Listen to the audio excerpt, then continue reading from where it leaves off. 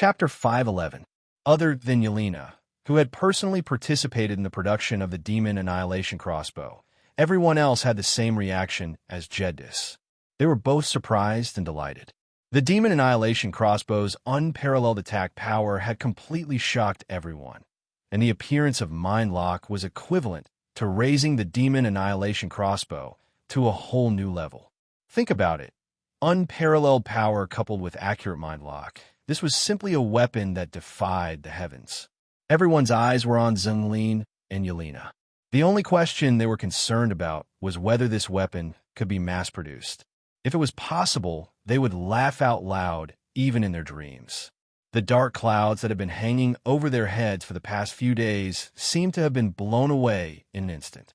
It was completely conceivable that in the face of a Demon Annihilation Crossbow, even the strongest enemy would become a paper tiger that could be broken with a single poke. Why are you all looking at me like that? Perhaps because he was in a very good mood, Zhenglin made a rare joke. Do you all want to make one to play with? Seeing everyone nod in unison, Zhenglin pretended to do some calculations and said to Han Jin, "Master Raphael, 10,000 Demon Annihilation Crossbows should be enough to win this war, right?" Han Jin held back his laughter, but Yelena's mouth was wide open. She was shocked by Zhenglin's words. 10,000? Oh my God, how long would that take? Everyone's eyes immediately became heated. The facts were right there. If they could really make 10,000 of these weapons, not only would they be able to fight the Abyss army, but they would also be able to conquer the entire continent without a problem. Let me think. How long would it take to make 10,000 Demon Annihilation Crossbows? Zhenglin muttered to himself, frowning as if he was thinking hard. All the pitiful people who didn't know the truth held their breaths, hoping to hear an exciting deadline from Zhenglin. Jedis, who was most familiar with Zhenglin, vaguely sensed that something was wrong. With his understanding of the Demon Annihilation Crossbows, it was impossible to mass-produce them. However, the prospects outlined by Zhenglin were too tempting, causing the Pope to lose his composure. He couldn't wait to ask how long it would take. Seeing that Jedis had taken the bait, Green nodded in satisfaction. In fact, the person he wanted to mess with the most was his old rival. 100 years is enough, Zagreen said confidently, as if he had calculated this result precisely. Voices of discontent rose from the crowd. If it took 100 years to complete, what was the point? Jeds, on the other hand, didn't seem too surprised. He just smiled bitterly. He knew that this guy was still the same and wouldn't let go of any opportunity to make fun of him. Don't listen to him.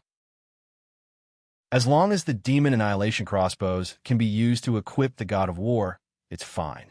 It's not as exaggerated as 10,000 crossbows. Han Jin couldn't stand it anymore and stepped forward to comfort Jedis.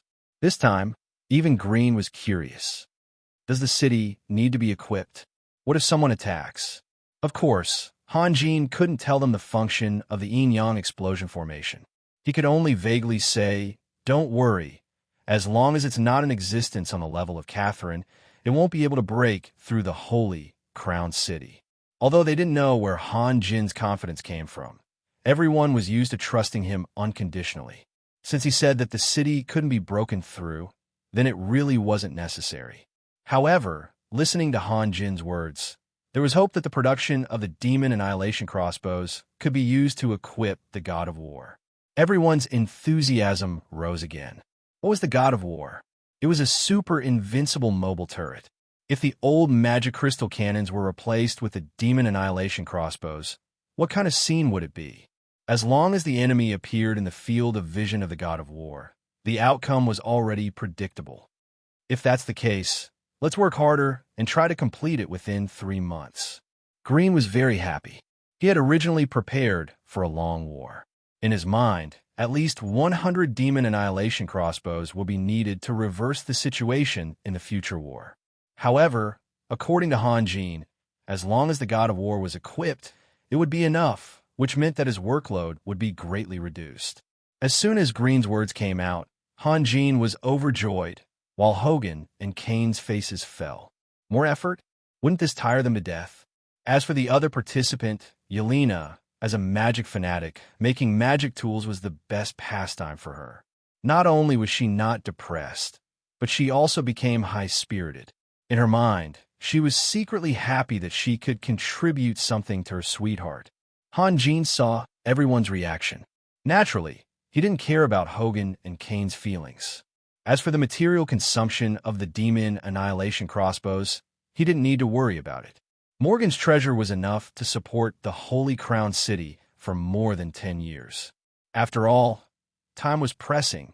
Even if he could make one more demon annihilation crossbow, it might play a role in changing the war. He hoped that by then, he could give those proud dragons an unexpected surprise. The only thing that troubled Han Jin was that the demon annihilation crossbow was very large. Even if all the magic crystal cannons were removed from the God of War, the space would still be limited. In a blink of an eye, he thought that it would be better to only install a dozen demon annihilation crossbows at the bow and stern.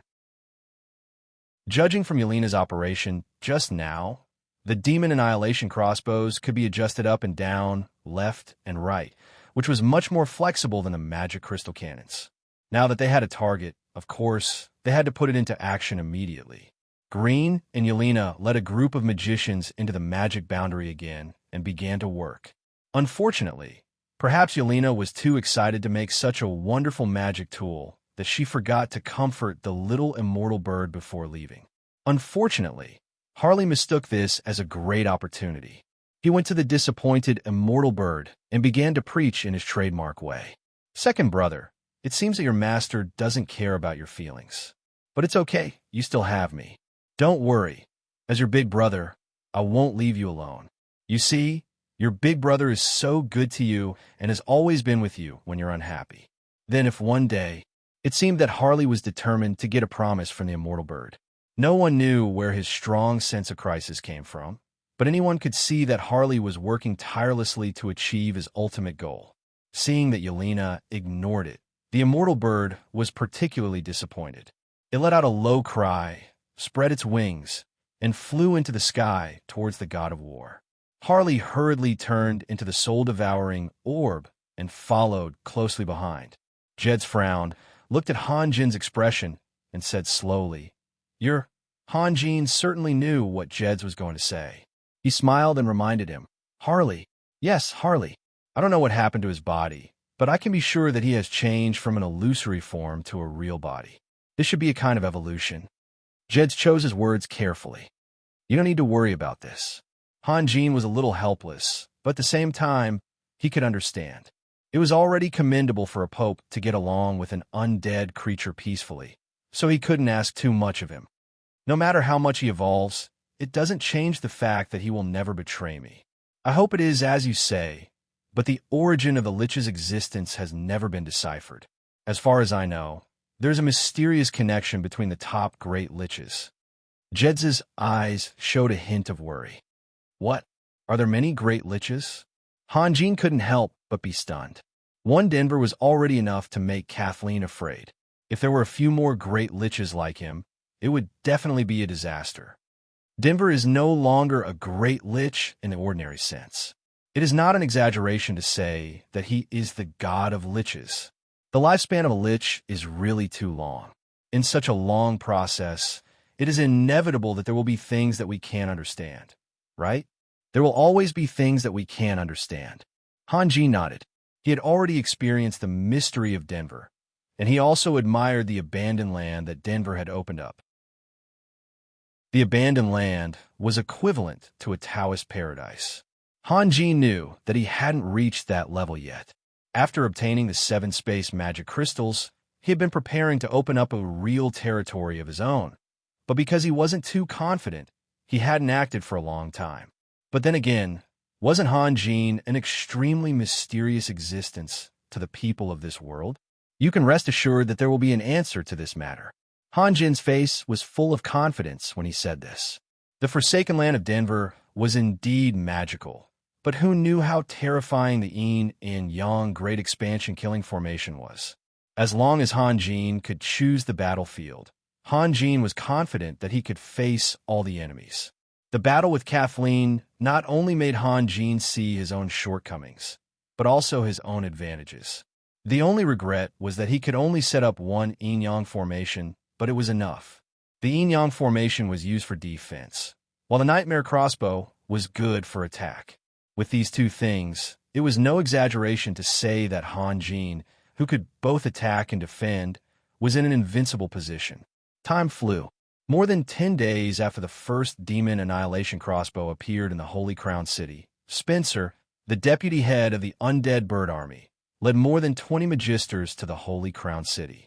They were all magisters personally selected by Grand Duke Solomon, who had no problems in loyalty and personal integrity.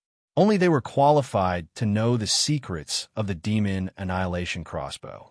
With the addition of these magisters, the Holy Crown City, the war machine, was running faster. Defense was just a method, not the goal. Since they occupied the Holy Crown City, they had been defending all the time. They only took the initiative to attack once when they were fighting against the orcs. In Han Jin's words, he had enough. While Han Jin was busy practicing and setting up the yin-yang expanse killing formation, several blood-stained knights riding armored bulls came out of the forest in the south of the Holy Crown City. Behind them, more knights and thousands of minotaurs were engaged in a life-and-death battle. Chapter 512. Constance sat on a tree stump as she stared blankly ahead. Ever since she became a prisoner of war and the veins in her limbs were severed, her personality had undergone a drastic change. She used to be an elf who loved to talk and laugh, but now she would not speak for hours at a time and would just sit there in a daze. While Han Jin had personally healed her, only the physical wounds had healed. The psychological trauma was still there, and the painful experience flashed before her eyes from time to time, suffocating her like a nightmare. There were hundreds of elves busy at the side, and Galbin had assigned her a large group of elves to follow the tracks left behind by the Abyssal army. The goal was to find out the strength of the army, and if possible, it would be best to estimate the exact numbers of each race. It was not difficult, as the Abyssal soldiers would definitely need to set up camp to rest, and from the size of the camp, she could make a rough guess. Of course, just calculating the enemy's strength was far from knowing the enemy's strength, as the sudden appearance of a powerful being could easily turn the tide of the battle. Just as Constance was lost in her thoughts, the silver Pegasus warriors who were wandering in the distance turned their heads alertly and looked towards the southeast. There was the faint sound of heavy hooves coming from afar, and not long after, a few black dots leaped out of the forest and charged across the river, heading straight for the silver Pegasus warriors who were patrolling. Following that, a dozen more black dots leaped out of the forest and chased after them relentlessly. The elves all had sharp vision, and they quickly realized that there were 7 to 8 human knights riding armored bulls in front of them, and behind them was a group of minotaurs. The silver Pegasus warriors quickly urged their Pegasus to charge towards the main group, and as they galloped, they sounded the alarm of an enemy attack.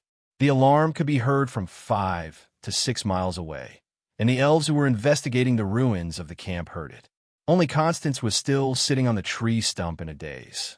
"My lady," an elven captain quickly walked over. "Enemy attack. Enemy attack. Enemy attack." Constance was jolted awake and immediately jumped onto her silver Pegasus. One by one, the elven patrols gathered towards the main group from all directions, and in just a few minutes, they formed a battle formation. It's the Minotaurs.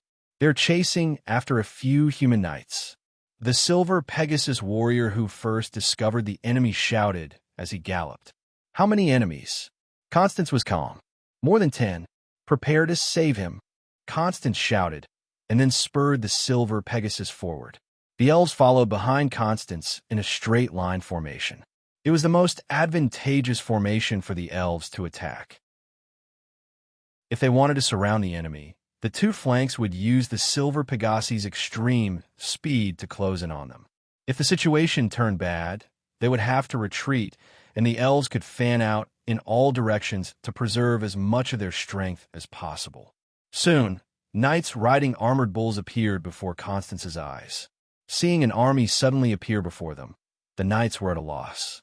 Perhaps it was a gamble, as one of the knights waved a tattered flag with all his might, and his speed slowed down.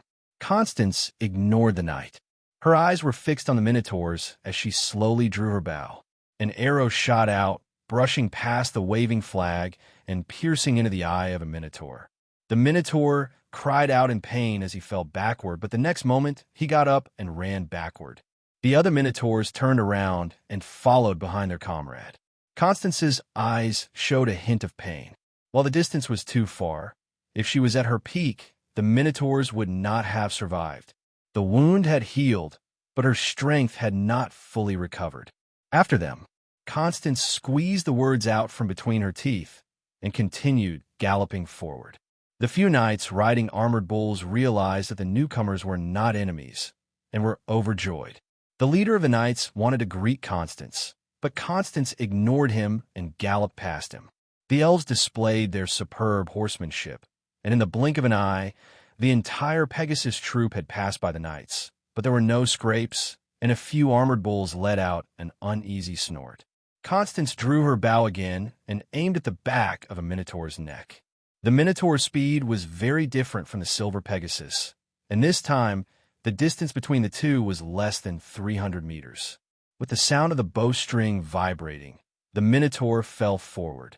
The rest of the elves within the effective range also drew their bows, and the sound of the bowstring vibrating and the sound of arrows piercing through the air filled the air. The fleeing Minotaurs fell one by one, and in the blink of an eye, more than half of them were dead. The leader of the armored bull knight stared blankly at the backs of the elves and suddenly remembered something. He turned his armored bull around and chased after the elves. Come back. Danger. He could not be blamed for not warning, and after being chased for a few days and nights, with hundreds of his companions falling one after another under the enemy's blade, he was exhausted and on the verge of breaking down, and his mind could not react at all. In the end, there were only 3 Minotaurs left, and they used their hands and legs to escape across the river and into the forest. Constance suddenly pulled on the reins and raised her right arm, signaling the elves to stop chasing because she smelled something uneasy. Gao Bin had assigned Constance elite warriors, and when they saw Constance raise her right arm, the elves quickly pulled on their reins, and the entire formation remained orderly. Danger! The armored bull knights' panting roar came from behind. There are many Minotaurs. Danger! The armored bull knight's warning came a little too late, and the forest in the distance suddenly trembled, and then a tall and muscular figure jumped out of the forest, waving a shining war axe as they roared and charged. If not for Constance's uneasiness, with the speed of the silver Pegasus' charge, both sides would have clashed head-on. Constance estimated the enemy's numbers at the first moment, and a cold smile appeared on her lips. If the enemy had evil eyes and Medusas working together, it would be a headache for her. A group of Minotaurs would be a piece of cake for the elven warriors.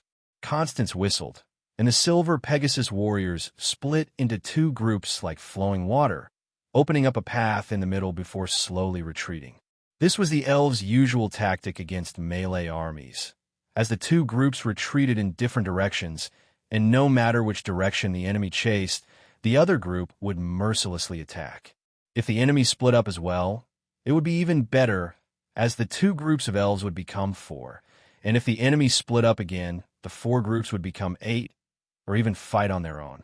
In a battle between a fast-moving archer and a sprinting warrior, the former would undoubtedly have the upper hand, and even if they could not deal any fatal damage, they would be able to wear down the enemy.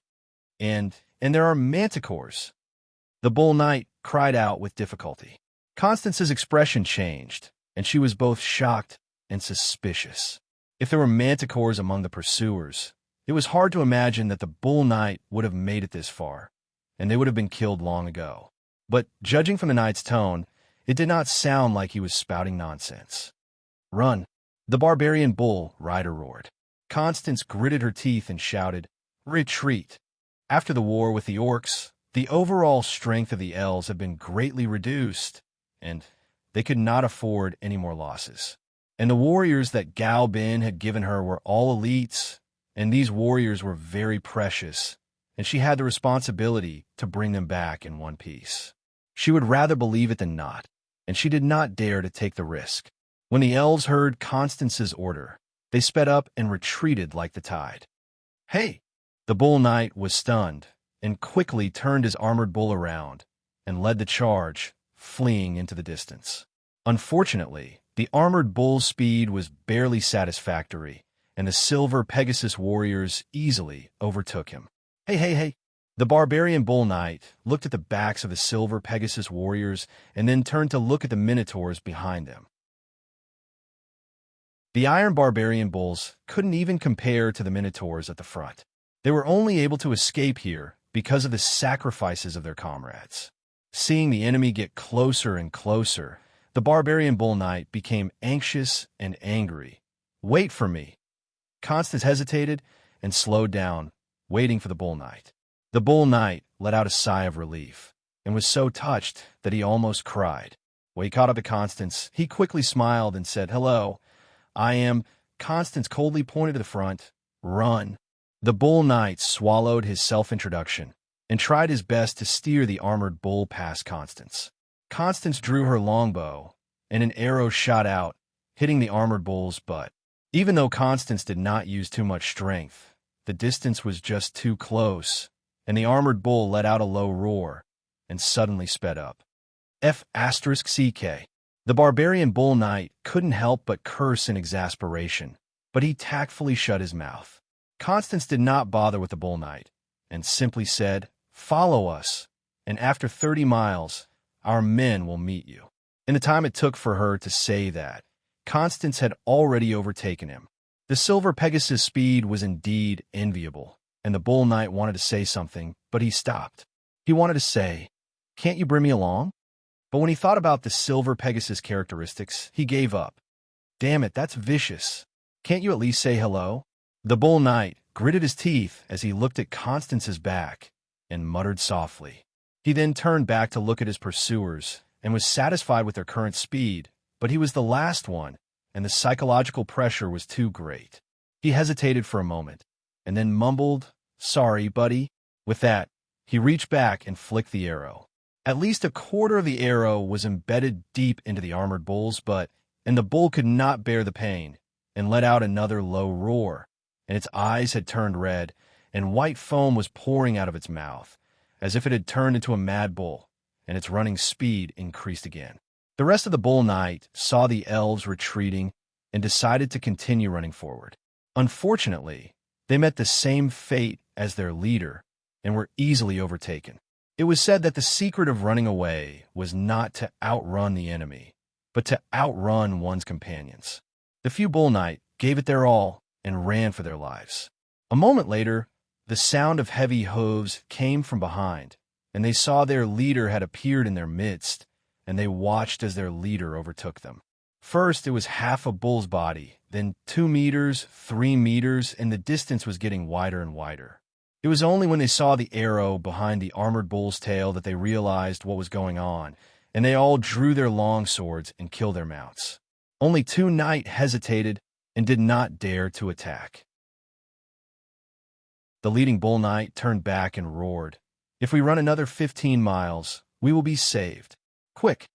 He purposely left out half the distance, worried that the exhausted knight would give up on the will to live. When they heard that, the 2 knight immediately drew their long swords. The armored bull's running speed was average, and it had the advantage of being able to run for a long time. But at that moment, they no longer had any concerns and ran to safety first. Asterisk, asterisk, asterisk, asterisk on the god of war. Yelena and Zhenglin were installing the demon annihilation crossbows. At the bow of the ship, there were already 4 ballistas, and at the stern of the ship, there were 5 ballistas. Although the deck of the god of war was large, the ballistas took up a lot of space. Plus, there were more than 10 titans, so there was no place to put them. Plus, everyone was used to finding a peaceful and comfortable feeling on the deck. They gathered together to chat and joke, and it was a lot of fun. If all the tables and chairs were to be removed, except for the mountain warriors who obeyed orders, everyone would oppose it. Morrison's Sisu and Leger sat at a table and laughed. The 3 brothers hadn't seen each other for a long time, and these days, they couldn't stop chatting because they had a lot of new topics to talk about. Morrison's tried his best to brag about how his strength had improved by leaps and bounds. As long as there was a chance, he would clamor for a duel with Sassu and Leger, and even said that he would fight with them together. Sassu and Leger were treated as super VIPs in Depew City and enjoyed all kinds of benefits. Of course, he would use this to annoy Morrison's. After chatting for a while, Morrison stood up and walked to the side of the ship. Suddenly, he fell down and hugged the side of the ship, shouting, I'm going to fall, Sister Dominique, save me." Before he could finish his words, Morrison's burst into laughter and almost burst into tears. Sassu and Leger held back their laughter until their faces turned red. Zunglin looked over and shook his head with a smile. He was very emotional. It was good to be young. In fact, most people were laughing, with only two exceptions. One was Dominique, and the other was the female titan beside her. Chasam had shown enough sincerity and thought very carefully. Among the titans he had sent were female titans. Besides protecting Dominique, they also had the intention of serving her. Everyone could see that this was a sign of reconciliation from Chasam to Dominique. What was interesting was that one of the female titans actually fainted from height. So after boarding the god of war, she became a big joke. The side of the god of war was normal for humans, but it was too short for a titan. It only reached the knees of a titan. As a result, when the god of war lifted off, the female titan immediately collapsed and hugged the side of the ship tightly, begging Dominique to save her. Morrison's. Dominique was furious. She had been lonely for too long. When she saw her own people, of course she would protect them. The female titan seemed to be inexperienced. She was so angry that her eyes turned red, and crystal-clear tears kept rolling in her eyes. Just kidding, Moxing said with a smile. "I'm not talking to you." Dominique's face darkened. She then shouted, "Raphael, don't." Morrison's panicked. He was not afraid of anything else, but he was afraid of that terrible special training. Although he had improved a lot, he definitely did not want to go through it again. What was even more frightening was that Hanjin had revealed that if he caused trouble, he would be thrown back into the magic laboratory again. "Apologize," Dominique shouted. If he had really made a mistake and hurt someone, Morrison's would apologize himself without anyone saying anything. However, he did not think that he had done anything wrong. It was just a joke. Moreover, that female titan was too young. She would cry so easily. He felt that he had done it for her good. If she did not mature quickly, she might be eliminated mercilessly if there were any accidents. Morrison's rolled his eyes and suddenly shouted, "Jenny, good sister, save me, save me." He was still imitating Jenny's behavior. This time, even Dominique was so angry that she laughed. Jenny, on the other hand, cried out in grievance. "Morrison's, she's just a child. Is it fun to bully her?" Dominique's face tightened again. Just then a voice came. "What's wrong?" Hanjin walked onto the deck with a voice. "Morrison's made Jenny cry." The two of them said in unison, and two fingers pointed straight at Morrison's. Then, Sassu and Leger looked at each other and smiled. There was no need for words. Just then, Gaobin's figure rose from the side of the ship, followed by Constance. Finally, a knight in a very sorry state appeared. Gaobin went straight to the point. "Raphael, something happened." "What happened?" Hanjin walked onto the deck and heard Gaobin's words. He quickly asked, "Lord Raphael." The sorry knight quickly knelt on one knee. "Please allow me, on behalf of the Freedom Confederation, to pay my respects to the strongest person on the continent." The atmosphere suddenly became calm. Guevara's expression became very strange as he exchanged glances with Hanjin and Gaobin. "Constance, explain the situation to the Lord first," Gaobin said softly. "Yes," Constance replied and told him everything that had happened. "What about the Minotaurs? Are there any captives?" Guevara asked. "They only chased for a few miles before retreating." Constance said, "I was worried that something might have happened, so I didn't leave anyone to investigate. All the soldiers returned, but there were no captives." An emissary of the Freedom Confederation, you made a special trip to the Holy Crown City. To ask for help? Guevara said slowly. Yes, yes. The knight's expression was very awkward. He had been kneeling for a long time, but no one asked him to get up. Moreover, they went straight to the point without any delay, which made him very uncomfortable. It seems that the Freedom Confederation situation is not good. Gao Bin smiled. You came to ask for help from Raphael, but you don't even know what kind of person Raphael is? Is it that urgent? The knight began to feel dizzy again. The other party's words seemed easy to understand, but he just couldn't. How did you think of coming to the Holy Crown City to ask for help? Han Jin asked. We caught some abyssal captives, and according to them, Lord Raphael injured the fallen angel Catherine in a fair duel. So? The knight looked at Guevara with pleading eyes. Everyone couldn't help but be speechless. It was true that Catherine was defeated, but not by Han Jin. To be exact, the one who defeated Catherine was actually herself. However, no one was stupid enough to deny this kind of rumor. Guevara was very happy. It had always been Guevara's wish to push Han Jin onto the throne. This old man had poured his life's efforts into Han Jin, hoping that Han Jin could walk towards the glory of his dreams. The arrival of the Freedom Confederation's emissary made Guevara acutely aware that an excellent opportunity had appeared. Of course, Han Jin could directly call himself the king of the Holy Crown City, and no one would object. The problem was, although the territory under Han Jin's rule included several main cities, for a king, such a territory was somewhat thin. If the Freedom Confederation was added, then everything would be different. After the continent fell into a state of endless war for hundreds of years, no one had ever established a trans-regional empire. The knight kneeling on the ground was about to faint. The continuous pursuit and long journey had already exhausted him physically and mentally. After kneeling for such a long time, even an Iron Man would not be able to hold on. He even suspected that the legendary Lord Raphael in front of him had some kind of bad habit. Otherwise, why would he always look at him with a smile? You are right.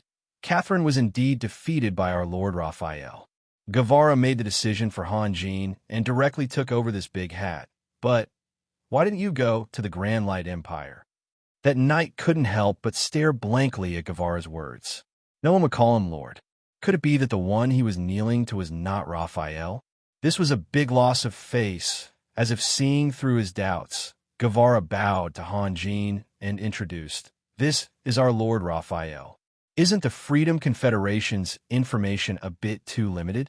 You don't even know our Lord's age." That knight's face was bitter, and he secretly cursed. That elf was clearly calling out Raphael. Why did you jump out and say that? However, at this moment, he naturally didn't dare to show the slightest bit of complaint. He could only accept his fate and kneel to Han Jin. Please forgive my ignorance. I really can't believe that the wise and mighty Lord Raphael is actually so young. Looking at the history of the continent for thousands of years, you are the only one who has achieved so much at your age. Words can no longer express the shock in my heart. It seemed that the Freedom Confederation didn't send him as an emissary for no reason. After saying this, that knight's face no longer had a trace of embarrassment. It was as if he had rehearsed this in advance. A series of flattery came out of his mouth one after another. All right, you can get up, Han Jin said somewhat helplessly. Seeing this guy's enthusiasm, if he didn't interrupt him, he was afraid that he would continue talking until the sun set. That knight immediately stood up when he heard this. He was secretly pleased with himself. Sure enough, no one could stop his flattery. Even the legendary Lord Raphael was no exception. At this moment, Guevara turned around and silently said a string of characters to Han Jin. He even made a hand gesture. This scene just happened to fall into Green's eyes, and he couldn't help but be startled. However, with Green's shrewdness, he quickly figured out the crux of the matter and lowered his head to continue working. He couldn't help but mutter in a low voice, "Create momentum? This guy really doesn't let go of any opportunity." When Guevara said angel, Han Jin also revealed a trace of surprise at first, but he immediately reacted. Guevara wanted him to summon the angel. Without a doubt, as long as the angel appeared, it would definitely shock the Freedom Confederation's emissary. Looking at the entire continent, who could have an angel as a servant? Hanjin couldn't help but bitterly smile in his heart.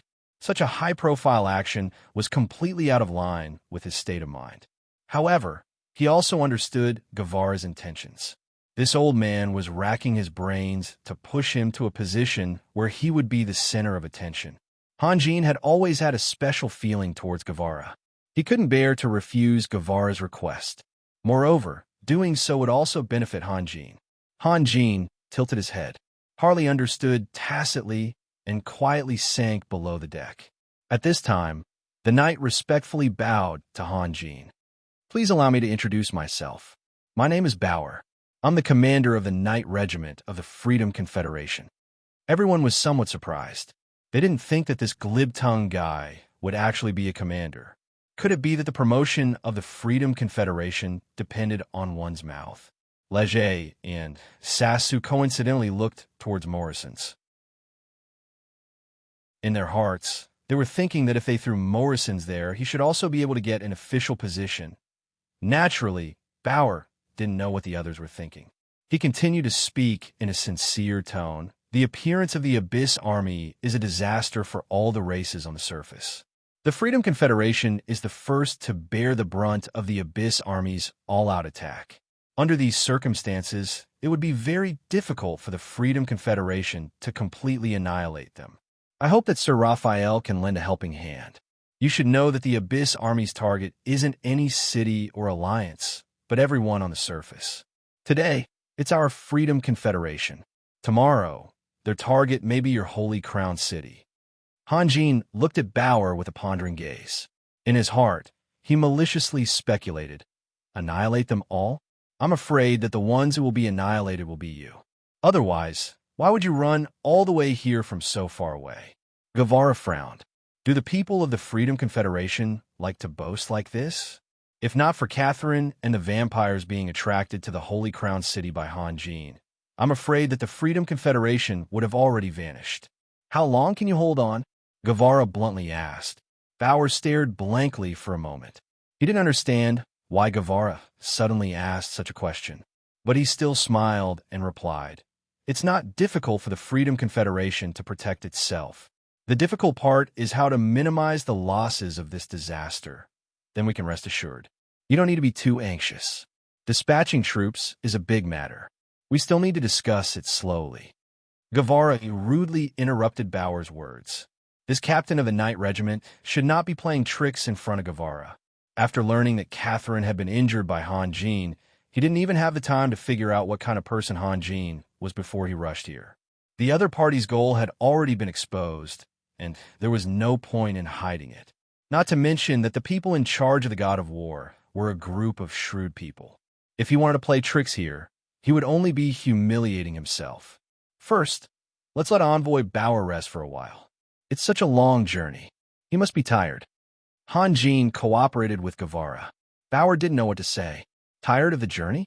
That was easy to say. In order to break out of the encirclement, he had sacrificed hundreds of his companions' lives. He had fought bloody battles and cut through thorns. How did it become a simple journey in the mouth of these people? But Bauer was about to say something to salvage the current unfavorable situation, but he was stunned by the scene that suddenly appeared in front of him. Two angels with white wings of light behind them knelt in front of Hanjin and said in unison, Master, how is this possible? Bauer's eyeballs almost fell out of their sockets. Oh my God, what am I seeing? Angels of light staying in the world. Wait, what do they call Raphael just now? Master, get up, Hanjin said casually. He didn't even look at the two angels, as if they were just ordinary existences. Bauer was thoroughly shocked. He looked at Hanjin with a bit of fear in his eyes. He couldn't accept that the supreme angels of light were prostrating at the feet of this young man. Although the angels of light's strength was only equivalent to human superclass experts, they represented the will of God and the glory of God. Angels could fight for humans, but they would never do anything that would harm their dignity. In a sense, dignity was more important than their lives. What? Is there something else? Hanjin looked at Bauer as if he was wondering why he was still standing there. Bauer suddenly woke up and threw himself at Han Jin's feet. He cried loudly, "Lord Raphael, please help the Freedom Federation." Han Jin was startled. Wasn't this reaction a bit too intense? Bauer's psychological defense had collapsed so quickly that all of Han Jin's backup plans had been rendered useless. What happened? Han Jin pretended to be curious and asked. Bauer hated that he couldn't ruthlessly slap himself. Why did he always want to preserve his damned face? Everything he had seen with his own eyes showed that not only was this young man the only person who could save the Freedom Federation, but Bauer could also imagine that this lord who had an angel as a servant was destined to become a legend in the entire continent. Who could stop his footsteps? Bauer was frightened by Han Jin's display of strength. He didn't dare to hide anything and told Han Jin about the Freedom Federation situation without holding back. In fact, Han Jin's guess wasn't wrong. The Freedom Federation was indeed in imminent danger. More than half of the cities had fallen into the hands of the Abyss Army. What was commendable was that the Freedom Federation had never given up resisting. However, due to the disparity in strength, no matter how desperately they fought, they couldn't stop the advance of the Abyss Army. At best, they could only slow down the advance of the Abyss Army. It wasn't until the people of the Freedom Federation learned that the fallen Angel Catherine had been defeated that the flames of hope in their hearts were rekindled. Such an incomparably powerful existence should have enough power to resolve this disaster. Thus, Bauer's request for help was made. After saying all this, Bauer stood to the side with a pitiful expression, looking at Han Jin with expectant eyes, hoping to receive a heartening answer. However, reality disappointed Bauer, because the one who spoke wasn't Han Jin, but the rotten old man in Bauer's eyes. "Raphael, don't forget that Catherine is still nearby," Han Jin solemnly reminded him. Han Jin's face suddenly revealed a hesitant expression. Bauer, who was standing to the side, felt his teeth itch, but he didn't dare to say anything. After considering for a long time, Han Jin helplessly spread out his hands towards Bauer. "You also heard it. That fallen angel hasn't gone far. As far as I'm concerned, I really want to lend a helping hand to the Freedom Federation. But if I leave, what will happen to my holy crown city?" Bauer immediately froze. Even if he had thousands of reasons, no matter how emotional or righteous he was, how could he make someone give up his home? Now that the continent is in turmoil, the people's hearts are unstable. Let alone the residents of the city, even the soldiers can't leave you. You're their backbone. Guevara's words seemed to be adding fuel to the fire. Bauer became anxious. If he allowed this rotten old man to continue, then his request for help would definitely go down the drain. His parents, wife, and children were all eagerly waiting for his good news in the Freedom Federation. If he didn't get any help, then the only thing he could do after returning was to buy a few coffins in advance. Actually, if you lend a hand, the entire Freedom Federation will be deeply grateful to you. No matter what your request is, we will try our best to satisfy it. Bauer's voice became softer and softer as he spoke. He himself doubted whether the Freedom Federation was worthy in the eyes of the other party. After all, it was an existence that had an angel as a servant. Sure enough, Guevara's loathsome voice sounded again. "Request? What do you think we can ask of your Freedom Federation? If it's something that even our Lord can't obtain, do you think your Freedom Federation can?"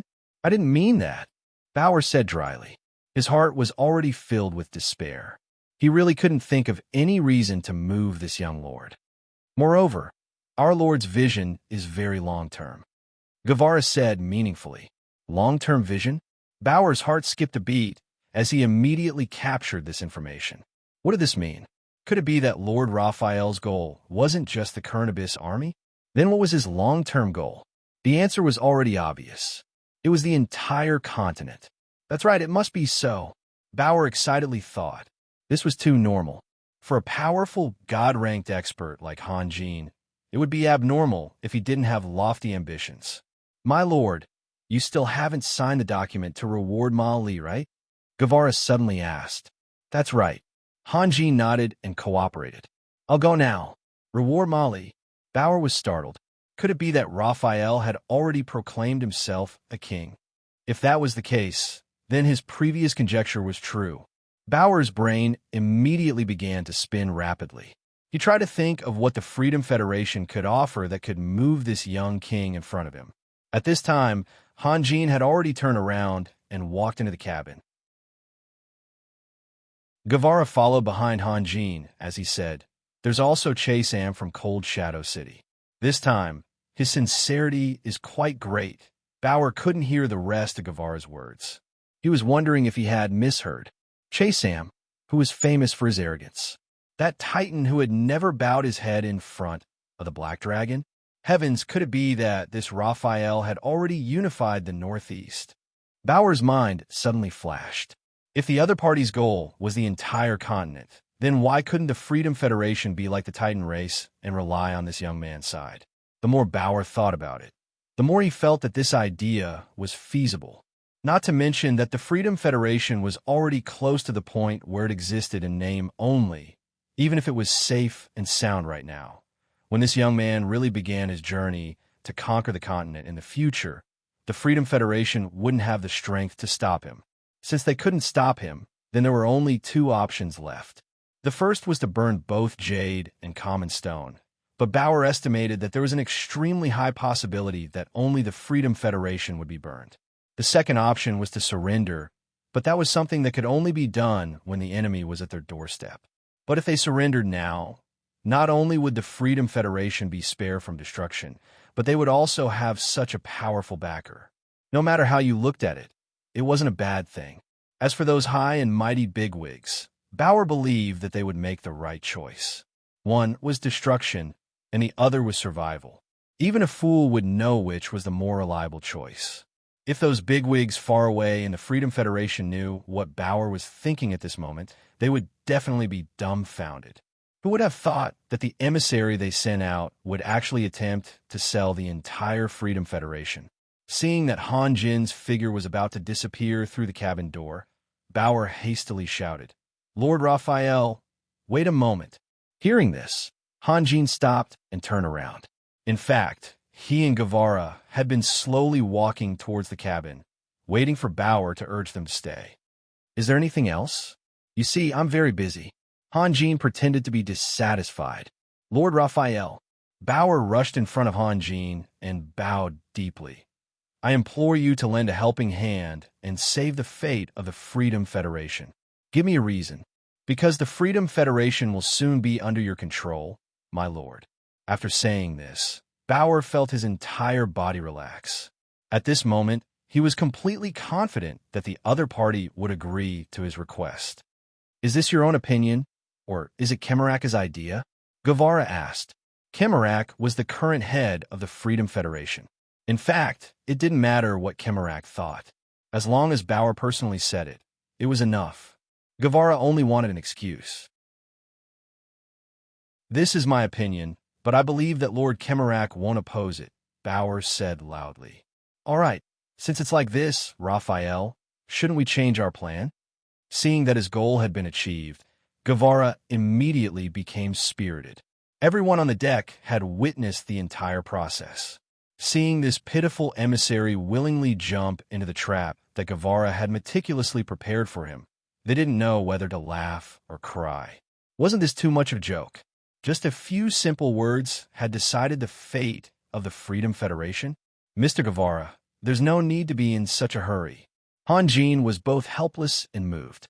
Although Guevara hadn't asked for his opinion on this matter, it couldn't be denied that everything Guevara had done was for his sake, Hanjin.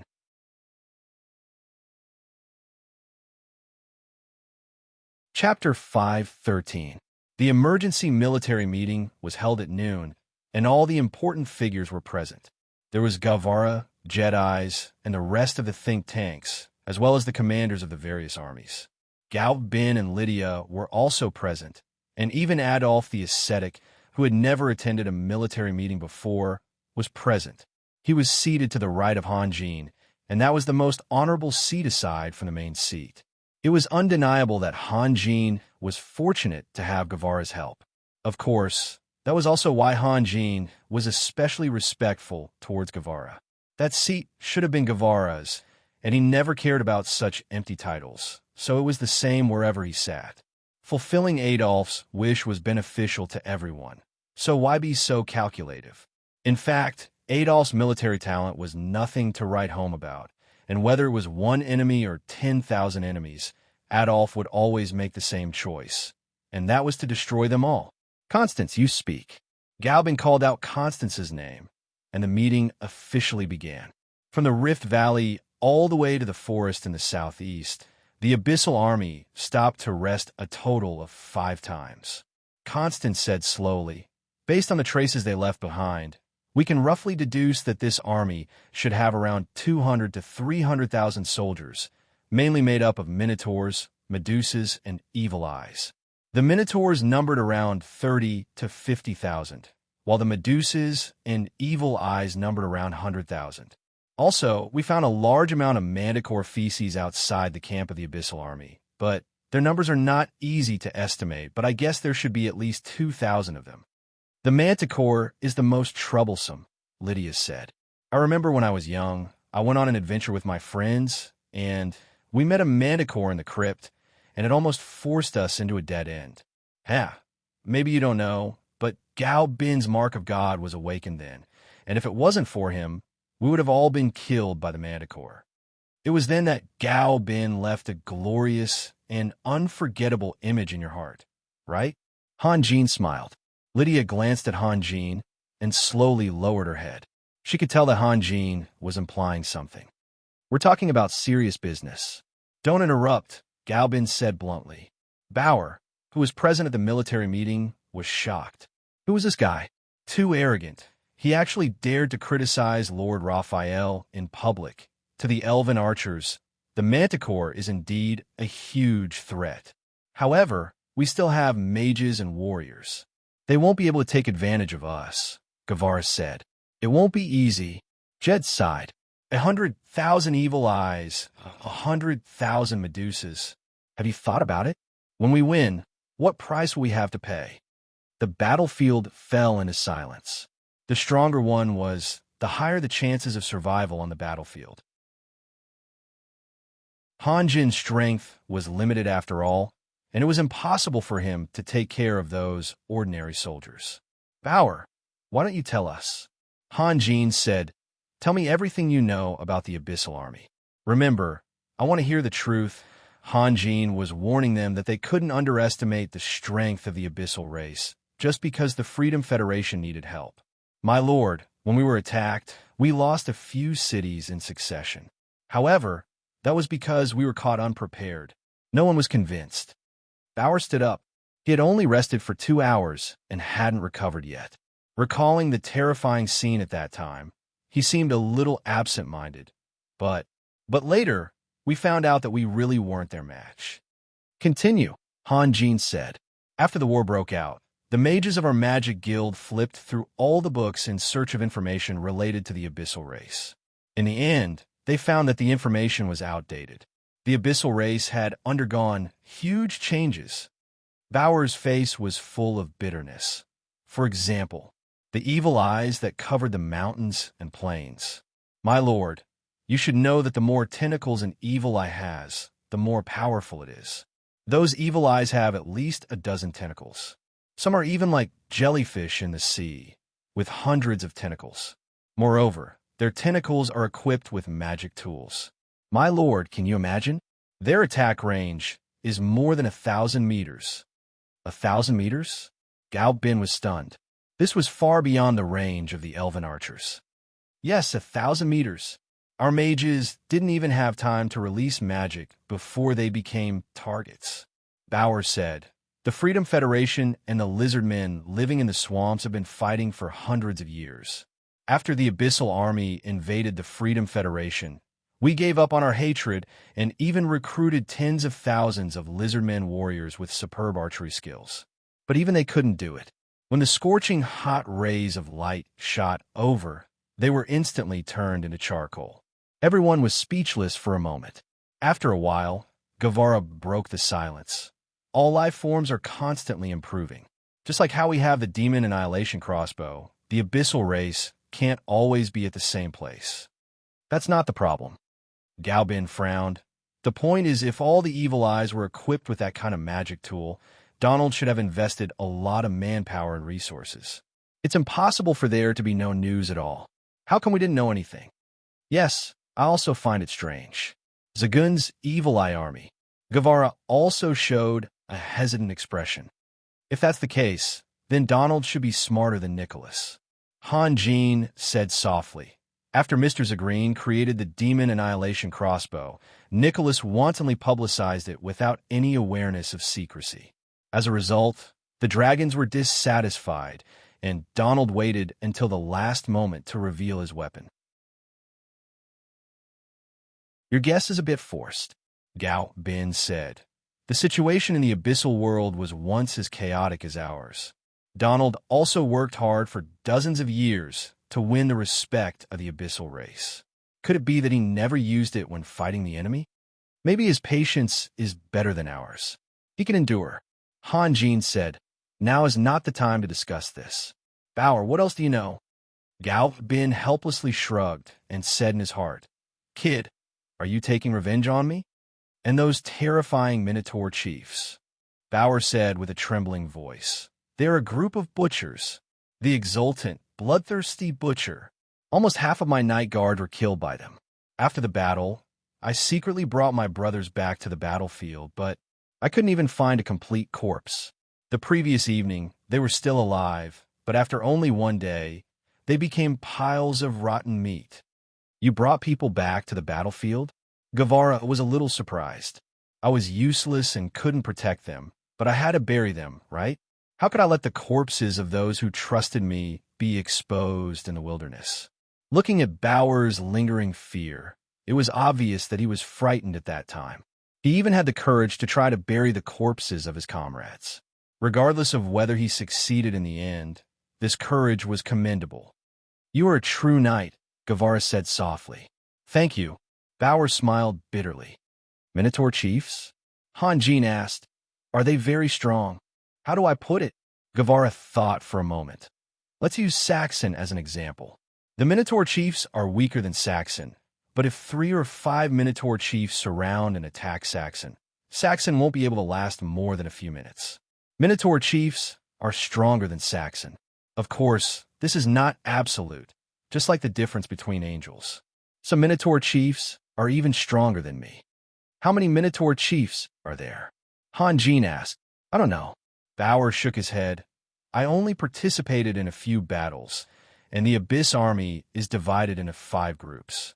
I can't appear on all the battlefields at the same time. Didn't your lords calculate? Han Jean asked. The Freedom Federation doesn't have lords. They have a parliament, a governor, and a city lord. The highest authority is controlled by the upper and lower houses. The upper house is made up of nobles, and the lower house is made up of commoners. Bauer, am I right? Guevara said. Correct.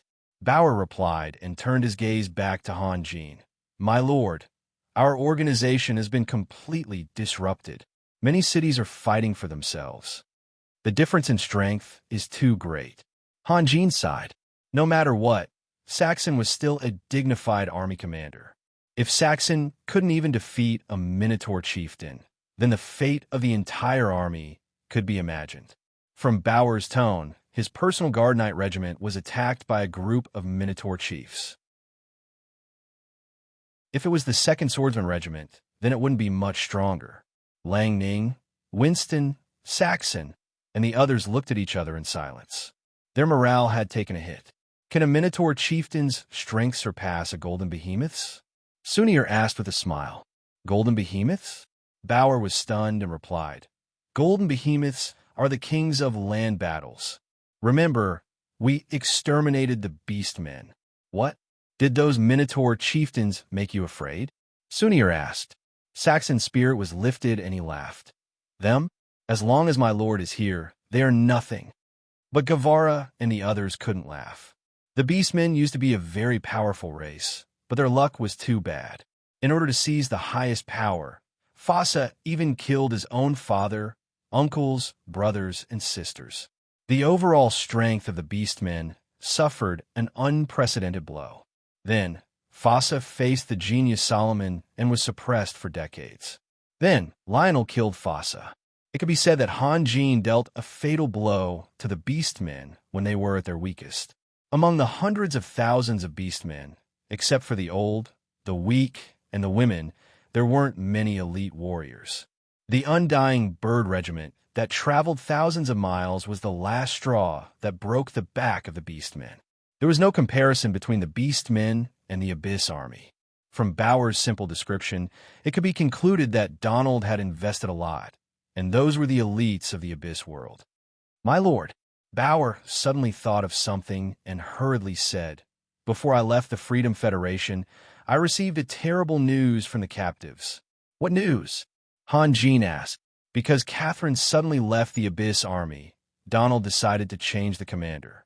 It won't be long before the Flame Tyrant appears in the Freedom Federation. Donald, Valentine, and Catherine were the three giants of the Abyss. Although the Flame Tyrant's strength wasn't as strong as theirs, it wasn't far off. It was also a well-known figure. The Flame Tyrant? Han Jin frowned and pondered. What about the Medusas? Did they leave a deep impression on you?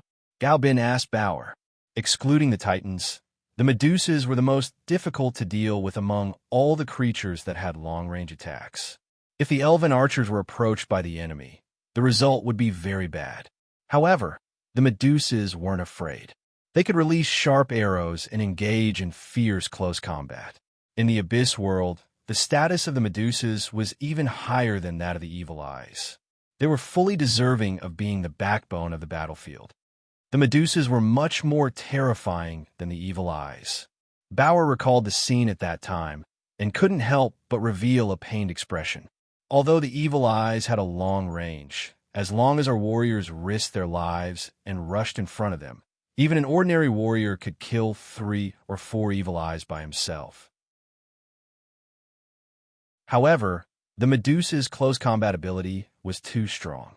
Of those warriors who rushed in front of them with untold hardships, only the high-grade warriors were able to last a little longer. The low-grade warriors were simply killed in an instant. Do the Medusas also have magical items on them?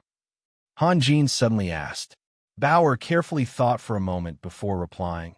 They shouldn't have. Even so, the Medusas are already very terrifying. We've seen Evil Eyes in Black Raven City before. Their fighting strength didn't seem very strong. Sass said, "Are those high-grade Evil Eyes very scary?" "Ordinary Evil Eyes can only release 1 ray at a time," Gao Bin said slowly. High-level Evil Eyes can release 3 to 5 rays at a time, and their attack power is much stronger than ordinary Evil Eyes. They can even pierce through steel. In a sense, they are the most outstanding long-range combat unit because of the speed of their rays. During the First World War, the Evil Eyes brought a great deal of trouble to the continent. Their threat exceeded that of the Medusas and the Minotaurs. At that time, the Evil Eyes seemed to have 3 monarchs, Zagreen said. That's right.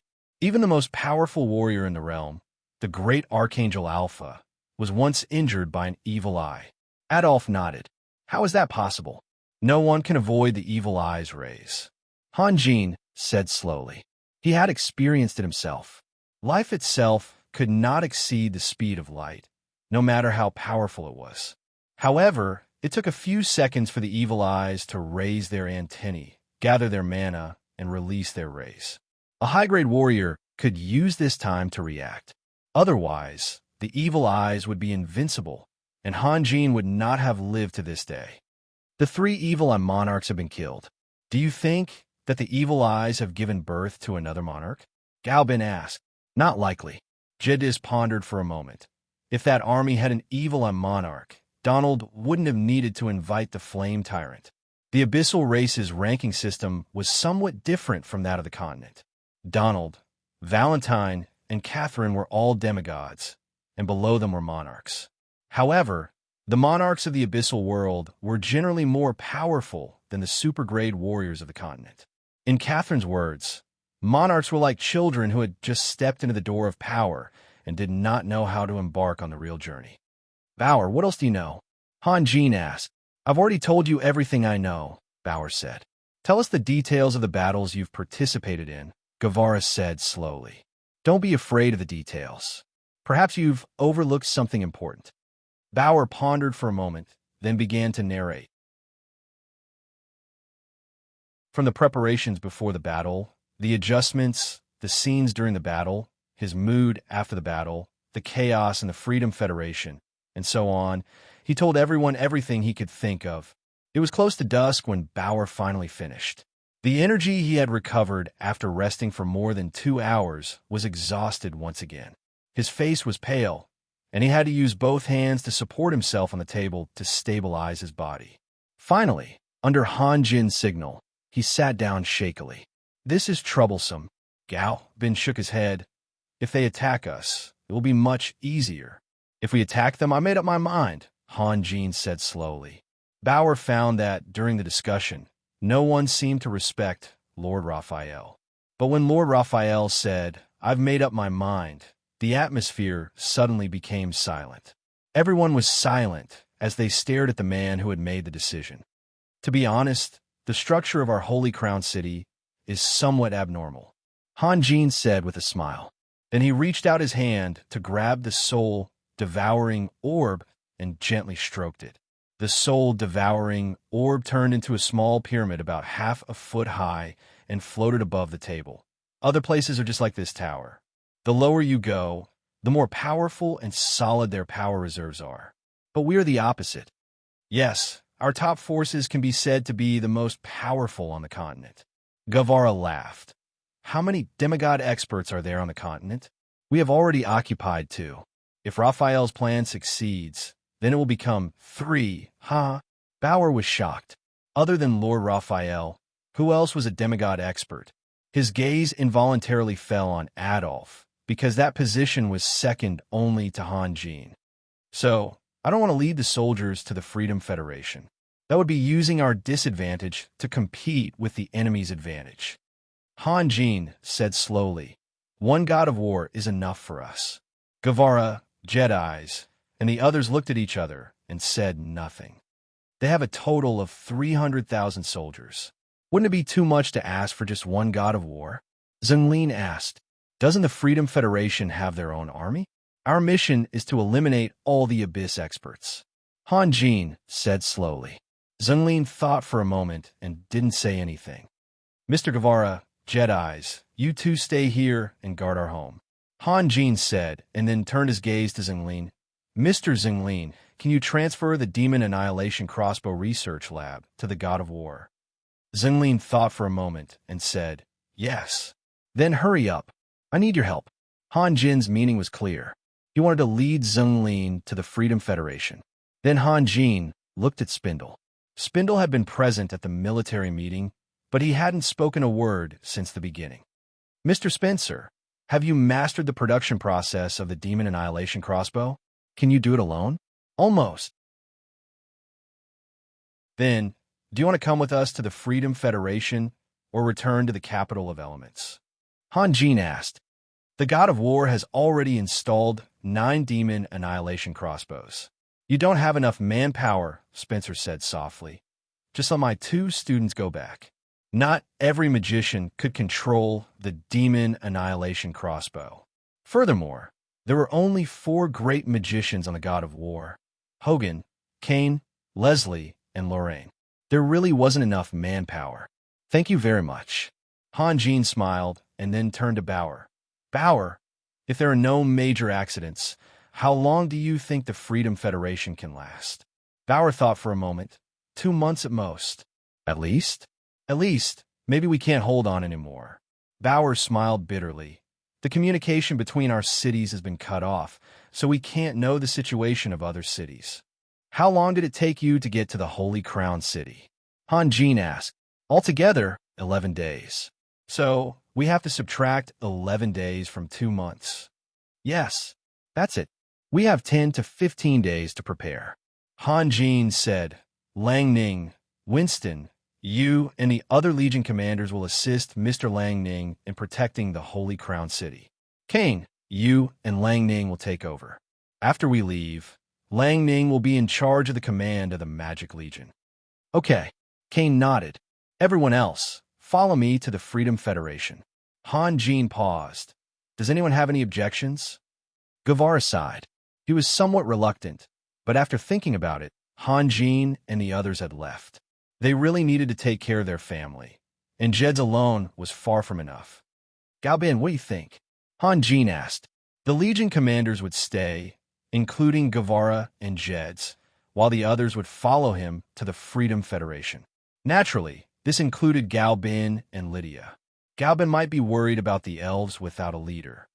Lydia and I have no objections, Gaobin said. Lydia shrugged her shoulders. Her meaning was obvious. This guy often made decisions for her, so she was used to it. Jeddy's gaze swept across Hanjin, Adolphe, and the others. After a moment, he suddenly laughed. All of you are going to the Freedom Federation. He, the god of war, is probably the most terrifying war fortress in history. I believe that all of you will bring a great surprise to the abyssal race. War fortress? Zagreen suddenly stood up, stunned for a moment, and laughed. Lord Jed's, you reminded me. You reminded me. To be continued. If you want to know what will happen next, please go to www.chijian.com. There are more chapters. Support the author. Support the original reading.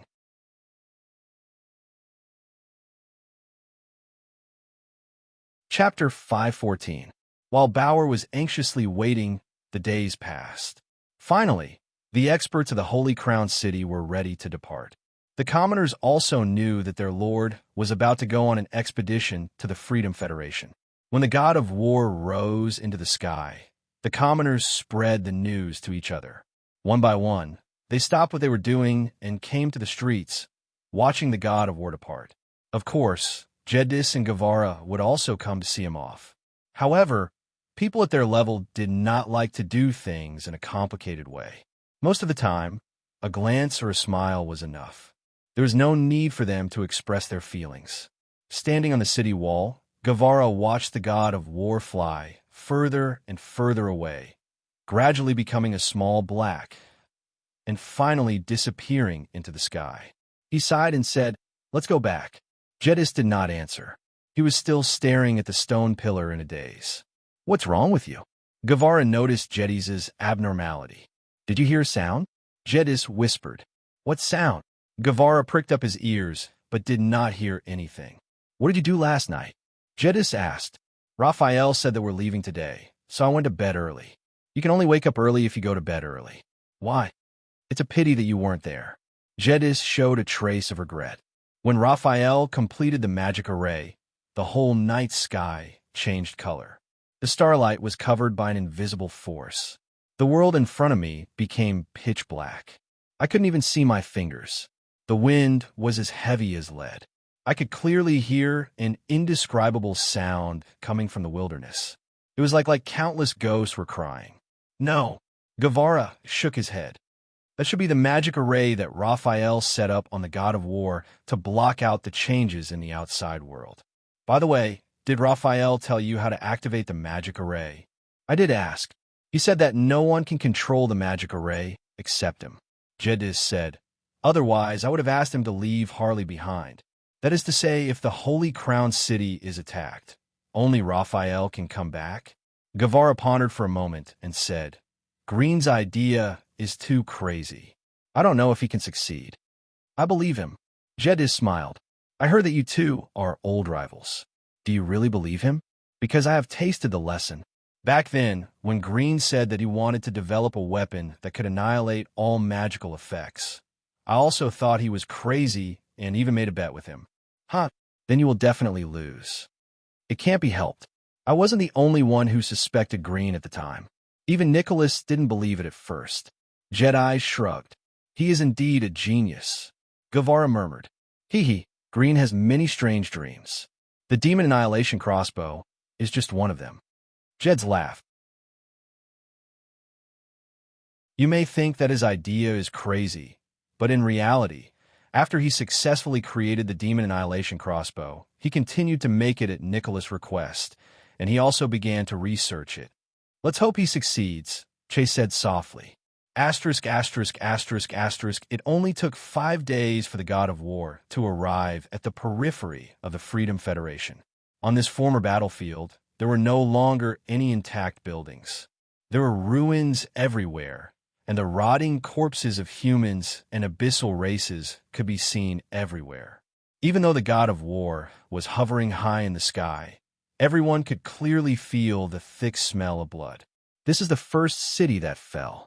Bauer looked at the tragic scene below and said with a heavy tone, "Green, Yelena, Hogan, Spencer, and the other magicians kept using their X-ray eyes. In a moment, they had already searched the whole city. In the city below, except for some magical beast that ate rotten meat, there was not a single living human. Although they had long known about the brutality of the abyssal races, they still couldn't help but feel shocked when faced with such a tragic scene. The god of war continued to move forward. Not long after, a manticore circling in the sky discovered the behemoth and quickly turned around to fly back. "Hogan, shoot it down," Hanjin ordered. He could use this manticore to test the locking ability of the demon annihilation crossbow. Previously, he had only tested it on vampires, and the manticore's speed was faster than vampires. Hogan nodded and walked to the side of the demon annihilation crossbow. He placed his hand on the crystal table and slowly moved it. The crossbow adjusted its direction according to Hogan's movements. Soon, the figure of the manticore appeared in the crystal ball. Accompanied by a loud bang, the crossbow bolt shot out and accurately hit the manticore that was fleeing at high speed in the distance. Under the huge impact, the manticore instantly exploded into a bloody mist, like a beautiful firework blooming in the air. Hanjin nodded with satisfaction. Even a manticore couldn't escape from the demon annihilation crossbow. This meant that the demon annihilation crossbow could definitely kill top-grade or even super-grade powerhouses. As the god of war gradually went deeper, more and more abyssal races discovered the giant ship floating in the sky. After a short period of panic, the evil eyes and Medusas began to attack the invaders. However, they soon discovered that these scattered attacks were unable to cause any damage to the hull of the ship. They were helpless and could only watch as the god of war flew over their heads. Bauer, who was on the ship, was shocked by this scene. The invincible crossbow arrow in his memory seemed to have lost its former power. It didn't even touch the ship before disappearing without a trace. The number of evil eyes and Medusas increased, and there were even some minotaurs. The main force of the abyssal army should have already penetrated deep into the Freedom Federation. The god of war had only made a big circle, but it had already attracted hundreds of evil eyes and Medusas. This only proved one thing. The abyssal races were carrying out a strategy of extermination. These evil eyes and Medusas stayed behind to kill all the survivors. On the god of war, everyone's expressions turned cold. Their eyes were filled with devastation. At the same time, they were also encouraged by what they saw. The god of war's speed became slower and slower until it finally stopped in midair. Hanjin lightly said, "It's about time." Everyone immediately understood Hanjin's intentions. This was the first battle of the expedition to the Freedom Federation. It was of great significance, so they had to get off to a good start. The question was, who was going to fight? "I'm only curious about one thing," Green slowly said. "Since this is a war started by Donald, why are we only seeing evil eyes, Medusas, and Minotaurs? Why haven't any of the abyssal races appeared?" "Probably. Donald is a bit worried," Major Domo Gale muttered. "Although Nicholas destroyed the unsetting sun mountains, the church's foundation is deep. He doesn't know how much power the church has left. The evil eyes, Medusas, and Minotaurs will be greatly weakened under the influence of light magic, but that's all. As for the vassal races of the abyss demons, they will be harmed." Spencer softly said soon, "Once Donald determines the church's strength, the abyssal races will appear. Perhaps they are already on their way." "I have a premonition." Hanjin smiled. "Don't forget about the undead army led by Great Lich Denver." "Sir, are you saying that Denver will also appear?" Spencer was somewhat surprised. Hanjin lightly sighed and didn't answer. The more Bauer listened, the uglier his expression became. The abyssal army that almost caused the collapse of the Freedom Federation was only the vanguard. What other abyssal races and undead army were there? Why did it sound like the end of the world The evil eyes and Medusas gathered below were attacking with all their might. The Minotaurs were also roaring loudly. They never would have dreamed that there were so many experts gathered on this strange ship. If someone had leaked the information to them, they would have already escaped, running as far as they could. "Raphael, let me do it," Yelena said softly.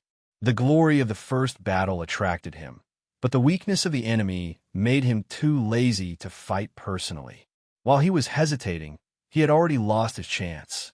"Okay." Hanji nodded. Yelena smiled and walked a few steps in front of the undying bird. "Baby, are you ready?" The undying bird tilted its head and looked at Yelena. When it saw Yelena slowly tidying her magic robe and taking out her magic staff, it immediately understood what Yelena meant. It shook its head excitedly and let out a high-pitched cry. "Let's go." Yelena's body floated up and landed steadily on the undying bird. The undying bird immediately spread its wings and shot up into the sky. In the blink of an eye, it had flown hundreds of meters. Its body suddenly stopped in the air, and then a ball of dense flames exploded on the undying bird's body. The undying bird then turned around and dived down. Spencer came to the side of the ship and stared at Yelena without blinking. He only knew that Yelena had become a real Grand Magus, but he had never seen her release magic after her advancement, so he was very much looking forward to it. The undying bird was too rare. It could even be said that they only existed in legends. When the Abyss Warriors saw the undying bird, they didn't realize the danger at all. They just stared blankly at the spectacular scene.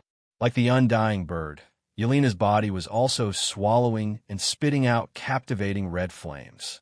She softly chanted a spell and slowly waved her magic staff forward. The blue sky suddenly turned fiery red.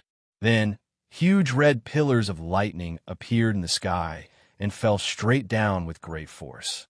10 Grid Thundercall.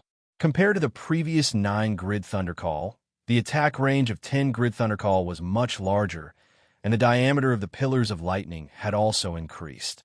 Each pillar of lightning was 5 or 6 meters thick.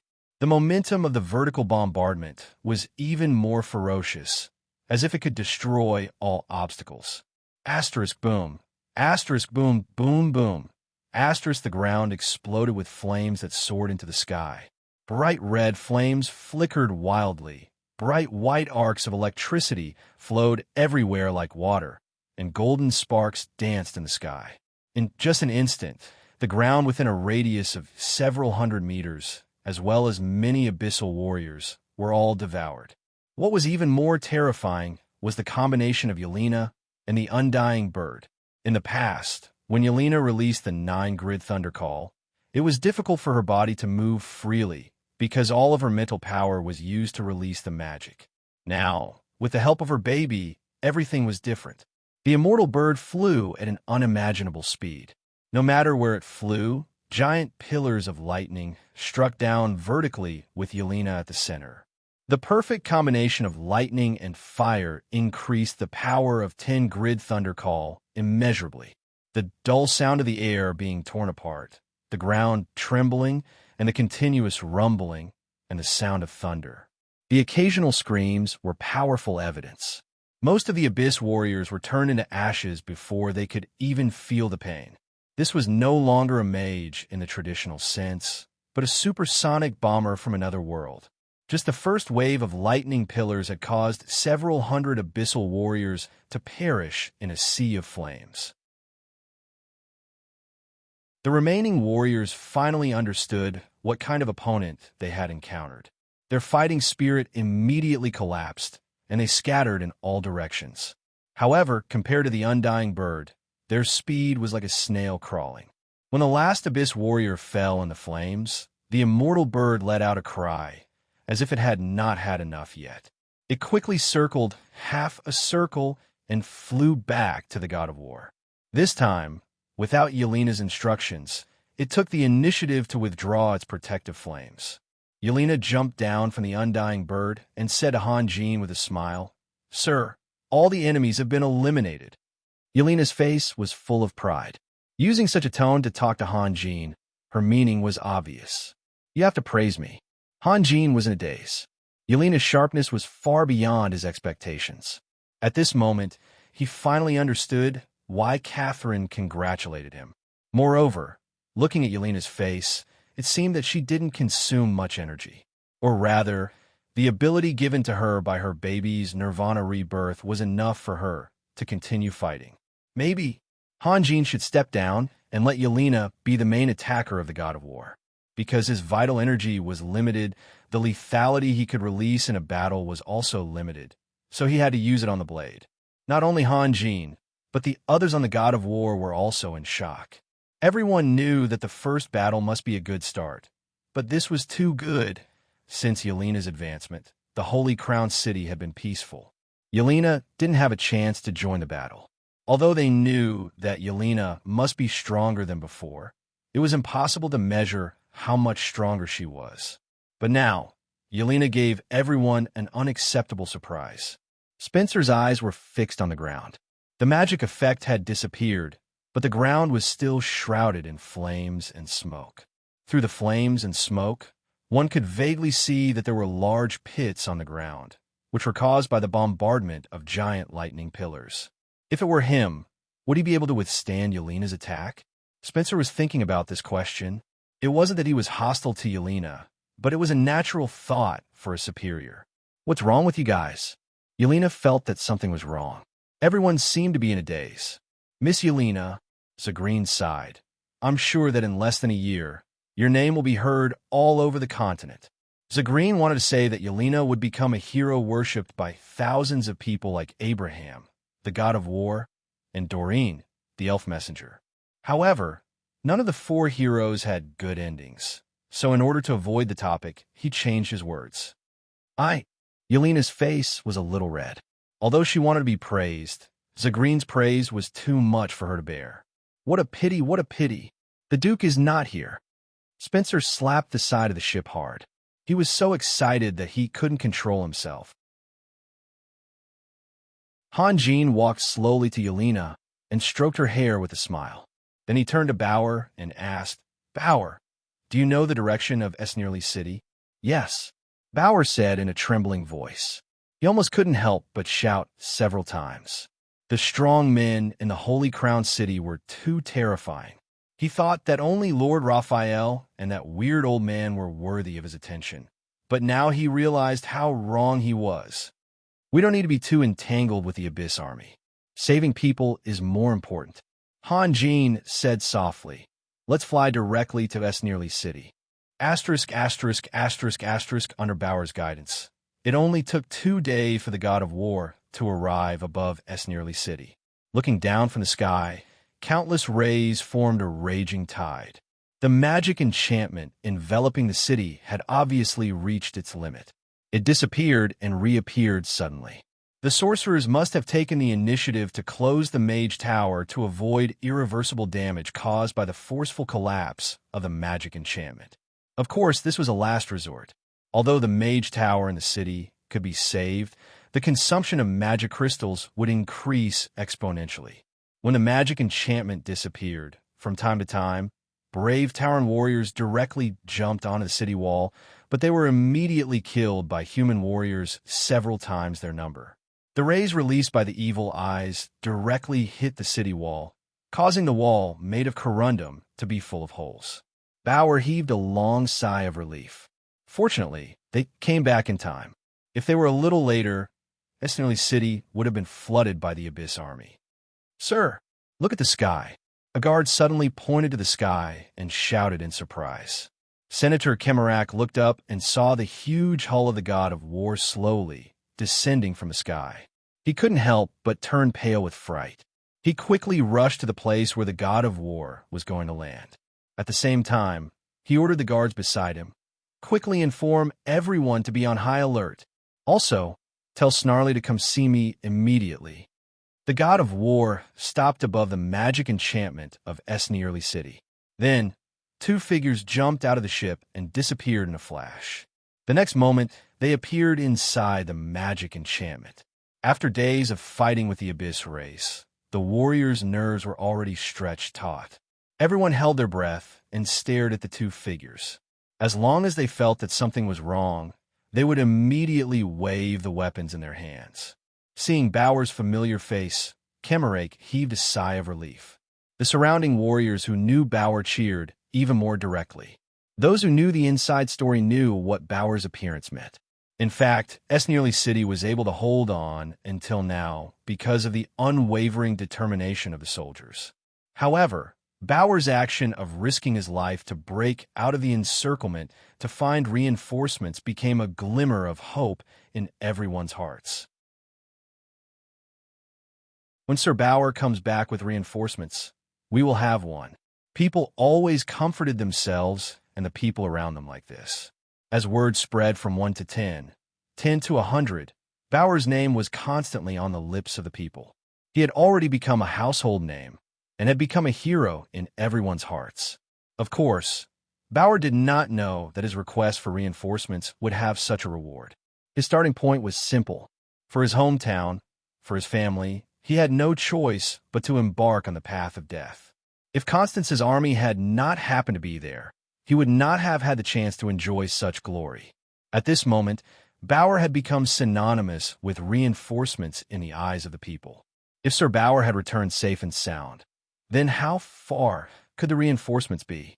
No one knew who was the first to shout Bauer's name, but it immediately ignited the enthusiasm of the crowd. Countless people's shouts converged into one voice. Bauer! Bauer! The people cheered from the bottom of their hearts. The joy of coming back from the jaws of death blurred their eyes. Bauer, who did not know what was going on, was obviously shocked by the enthusiasm of the people. He even suspected that if he continued like this, he would be swallowed up by the crowd immediately. Kemarake was also very excited, but he did not forget his duty. He sent people to calm the excited people down as he went up to welcome the reinforcements. This was not befitting of his status as the master of the city. If it were any other time, Kemarake would have been standing there and waiting for the guests to appear. But the current situation did not allow him to put on the airs of a consul. The reinforcements that Bauer brought were the last straw of hope for the Confederation of Freedom, and Kemarake did not dare to show any disrespect in terms of etiquette. The city lord of Esnearly City, Snarly, followed closely behind Kemarake. Just a few minutes ago, he was still complaining in his heart that Kemarake had forcefully called him down from the middle of a raging battlefield. But now, Snarly had long forgotten about his unhappiness. He just wanted to see Bauer as soon as possible and asked him when the reinforcements would arrive. The magicians in the Mage Tower received the order. First, they released the magic signal cannons to signal their friends in the distance. Then, they collectively closed the Mage Tower. The god of war slowly descended, and the magicians could not wait to open the Mage Tower. This was because they knew that for every minute the magic barrier disappeared, there would be thousands of casualties. Bauer, you're back. That's great. That's great. Kemarake seemed to be greeting Bauer on the surface, but in reality, he was observing the young man beside Bauer and guessing his identity. It was an extraordinarily handsome young man. Although he stood there motionless and did not speak, he gave off an indescribable sense of power. Kemarake knew that such a temperament could only be cultivated by holding on to power for a long time. It seemed that this young man should be a young upstart who was highly trusted by Raphael. This is the consul of the Confederation of Freedom, Lord Kemarake. Bauer came up and introduced. This is the city lord of Esnearly City, Lord Snarly. Bauer then turned to Han Jean respectfully. This is the king of Holy Crown City, His Excellency Raphael. King. Kemarake and Snarly were both stunned. When did a king appear in the northeast region?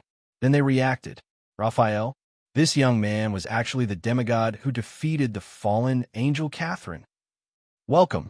Welcome. Kemarake had always been eloquent, but at this moment, he was so shocked that he did not know what to say.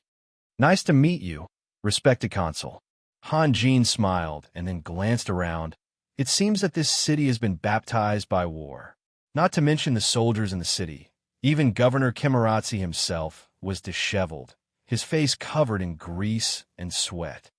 Yes, Kemarake had a lot to say, but when he thought of the hardships and sufferings of these days, he could not help choking. You don't have any preparation, do you? Han Jin smiled then. Would you mind being a guest on my ship?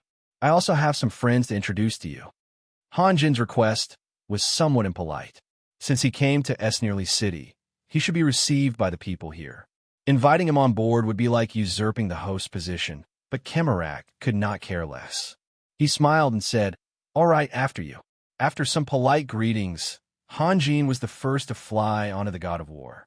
As soon as he set foot on the deck, Kemarak was startled by the dozen titans, but he was even more delighted. It seemed that this Raphael was worthy of his reputation if he could even recruit titans. They sat down at a table. During this time, Bauer had introduced all the people around Han Jin. As Bauer introduced them one by one, Kemarak and Snarly's eyes opened wider and wider. Obviously, they were greatly shocked. It was not that Kemarak did not have enough composure as a consul, but the truth was too shocking. The only demigod in the Vatican, Adolf, the former president of the Kingdom of Magnificent Light Magic Guild, Zhenglin, the daughter of Grand Duke Solomon, Grand Magus Yelena, the Thunder Titan, Dominique, the siblings Gao Bin and Sunir who had activated the Mark of God, the chief magus of the Phoenix Army, Spinoza. Any one of these people had the ability to shake a region. It was no exaggeration to say that these people did not need a single soldier to overthrow a country. No one could remain indifferent in the face of such a powerful lineup. Thinking about it from another perspective, to be able to recruit so many powerful people, what kind of incredible power did this young king named Raphael have? Kemarak and Snarly no longer found it hard to accept that Raphael had suddenly changed from a lord to a king. With such a lineup, it would not be difficult for them to sweep across the entire continent. In their opinion, the Holy Crown City, where so many powerful people gathered, must have an extremely large army. As long as they picked a few of these powerful people and brought hundreds of thousands of soldiers, they would be able to defeat the army of 300,000 from the Abyss Army. But this was the problem. Why did the other side bring out such a large lineup? It did not make sense. Was their goal not only the Abyss race? Kemarak could not help but doubt the real purpose of Han Jin and the others. If Han Jin knew what Kemarak was thinking, he would definitely feel wronged. After all, the power structure of the Holy Crown City was like this. There were so many powerful people, but only an army of less than 100,000 soldiers. No one would believe it. Your Excellency Raphael, how many reinforcements did you bring this time? Kemarak asked tentatively. If the number of soldiers brought by the other side was more than 500,000, then he was sure that their real purpose was definitely not that simple. Only us. We are all here. Han Jin replied with a smile. What? Kemarak almost fainted when he heard this. Are you kidding me? Even if you're super-grade powerful people, there are hundreds of thousands of Abyss Army outside the city. Even if you just stood there and let them chop, you would still chop until your hands went numb. What's wrong? Not enough. Han Jin looked at Kemarak, who was full of astonishment, with a funny expression. We will take care of the powerful people in the Abyss Army, including the Flame Tyrant you mentioned. As for the rest, don't tell me you can't handle them. Although Han Jin's words were reasonable, Kemarak still could not understand why the other side would rather send so many powerful people than mobilize an army. At this time, Bauer suddenly walked to Kemarak's side and said in a low voice, "My lord, when I asked His Excellency Raphael for help, I made a request." What request? Kemarak raised an eyebrow, feeling somewhat strange. It was reasonable to say that the other side should be the one making the request. What was Bauer doing? I hope that the Freedom Federation can be incorporated into His Excellency Raphael's territory. Are you crazy? Esnerly City's city lord, Snorly, flew into a rage and stood up from his seat. Snorly, sit down, Kemarak said in a deep voice. Snorly dared to speak angrily to Bauer, but he had no choice but to listen to the consul's orders. He could only reluctantly sit down, but his eyes were still glaring at Bauer. This was too much. Wasn't this betraying the Freedom Federation? Kemarak's gaze fell on Bauer. He had always been clear about Bauer's character. He was steady and dared to take responsibility. Although he was somewhat glib-tongued, it was not a big deal. Especially when it came to such a big matter, He would not act rashly. What was the reason for Bauer to make such a decision? However, when he thought about the Freedom Federation's current situation, Kemorak felt that he could somewhat understand Bauer's thoughts at that time. If they relied on the Freedom Federation, at least they would be able to survive. But if there were no reinforcements, then the Freedom Federation would very likely be wiped out in the coming war. Thinking of this, Kemorak's mouth couldn't help but reveal a trace of a bitter smile.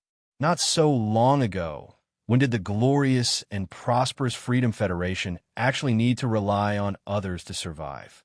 Seeing Kemorak's expression fluctuating, Hanjin and the others didn't say anything. They just quietly waited. They knew that this old man in front of them, who was over 50 years old, was making a difficult decision. Author's note: I wish everyone a happy Mid-Autumn Festival. I originally wanted to write 10,000 words, but I also have to find some fun. It's not easy to celebrate a festival, and the number 8 is really auspicious. I've been writing nonstop since 7 in the morning until now. My hands are cramping. To be continued. If you want to know what will happen next, please go to www.chidian.com. There are more chapters. Support the author. Support legal reading.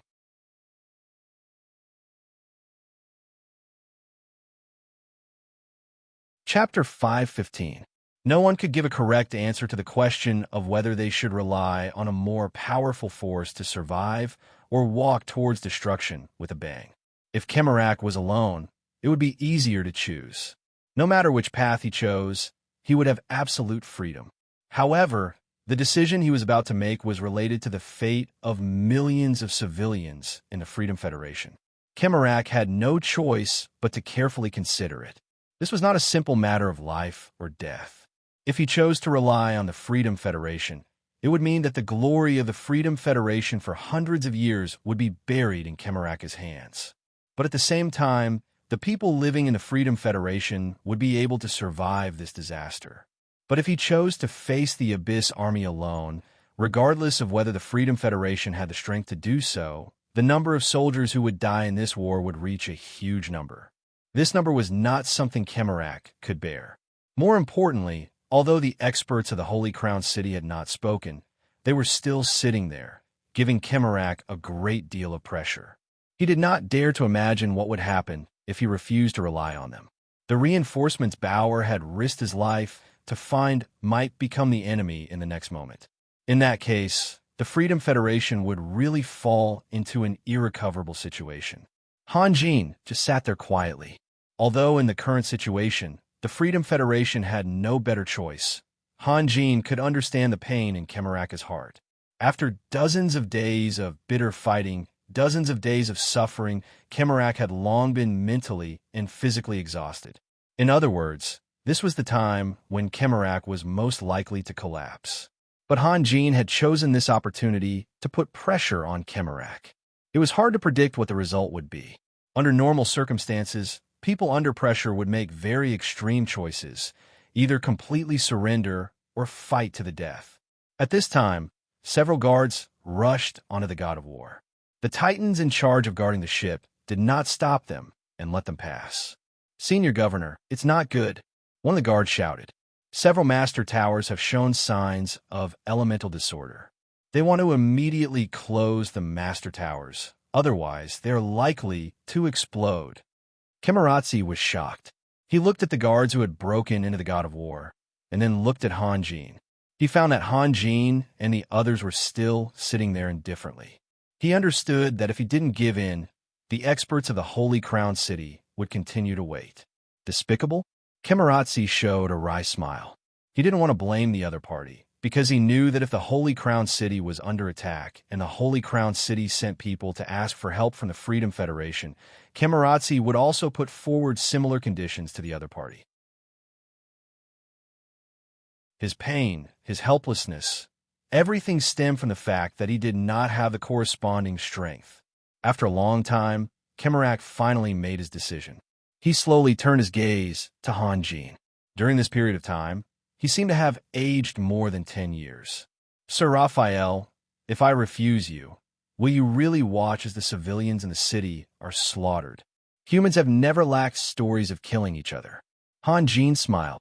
"If after we win the war, the Freedom Federation will become our enemy again. Then what's the point of everything I've done today?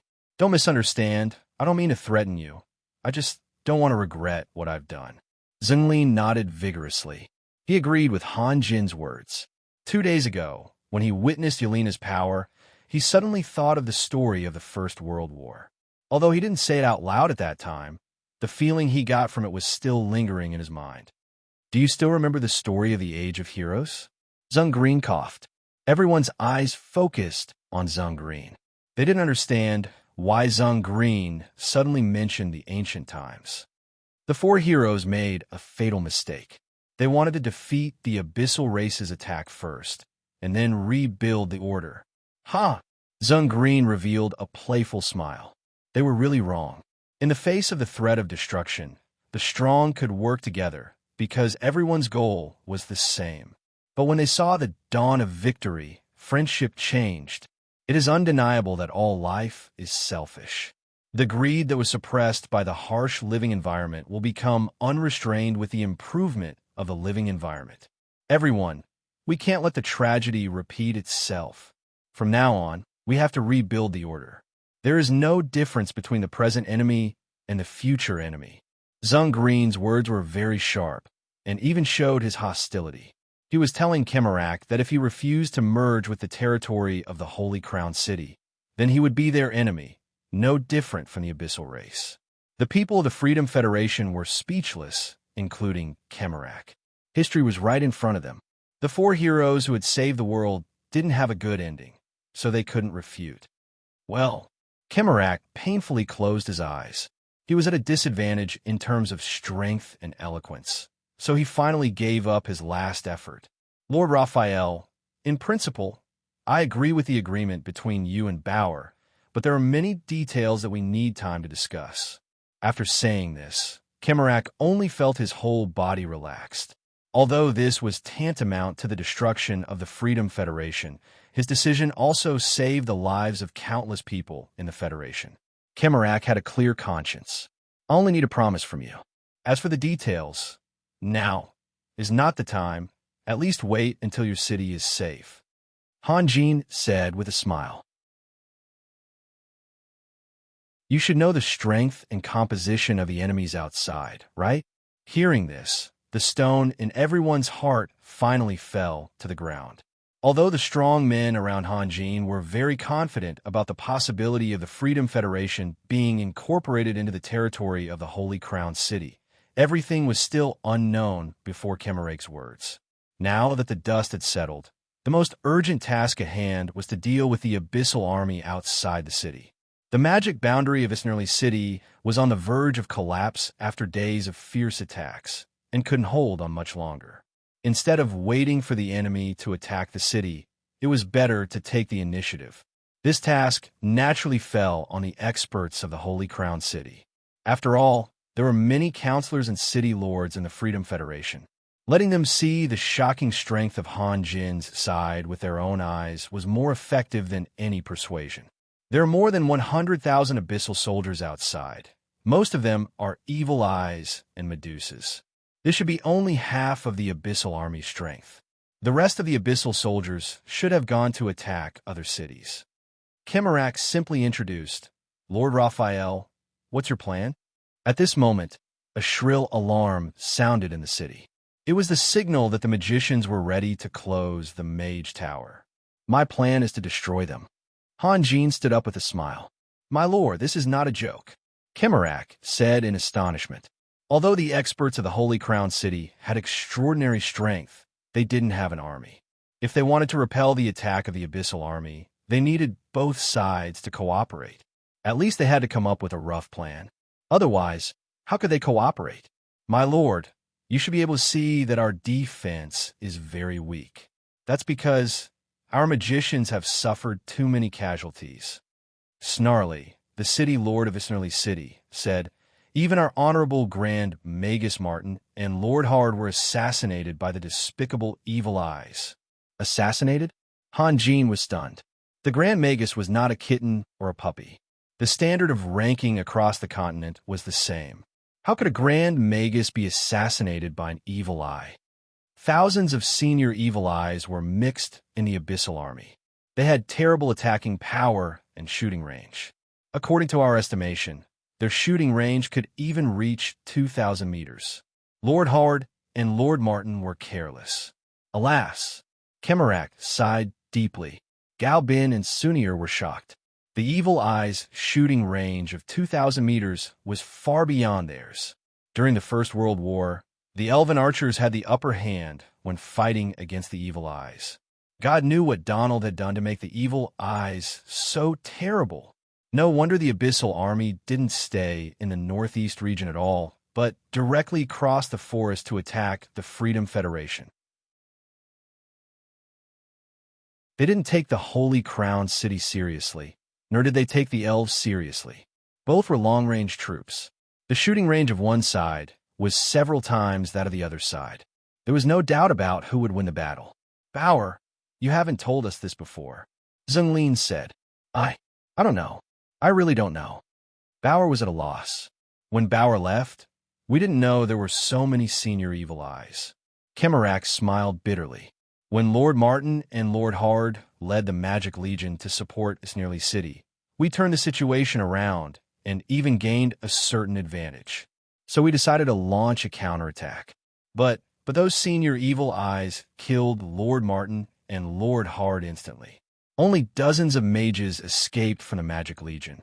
It didn't seem to be an assassination, Han Jin said in a low voice. Lord Martin and Lord Hard released the magic mirror. It could have reflected the rays released by the evil eyes. But those senior evil eyes were so terrible that... Magic mirror? You mean the ancient magic, sacred mirror? Zhenglin was stunned. You restored the ancient magic. That's not it.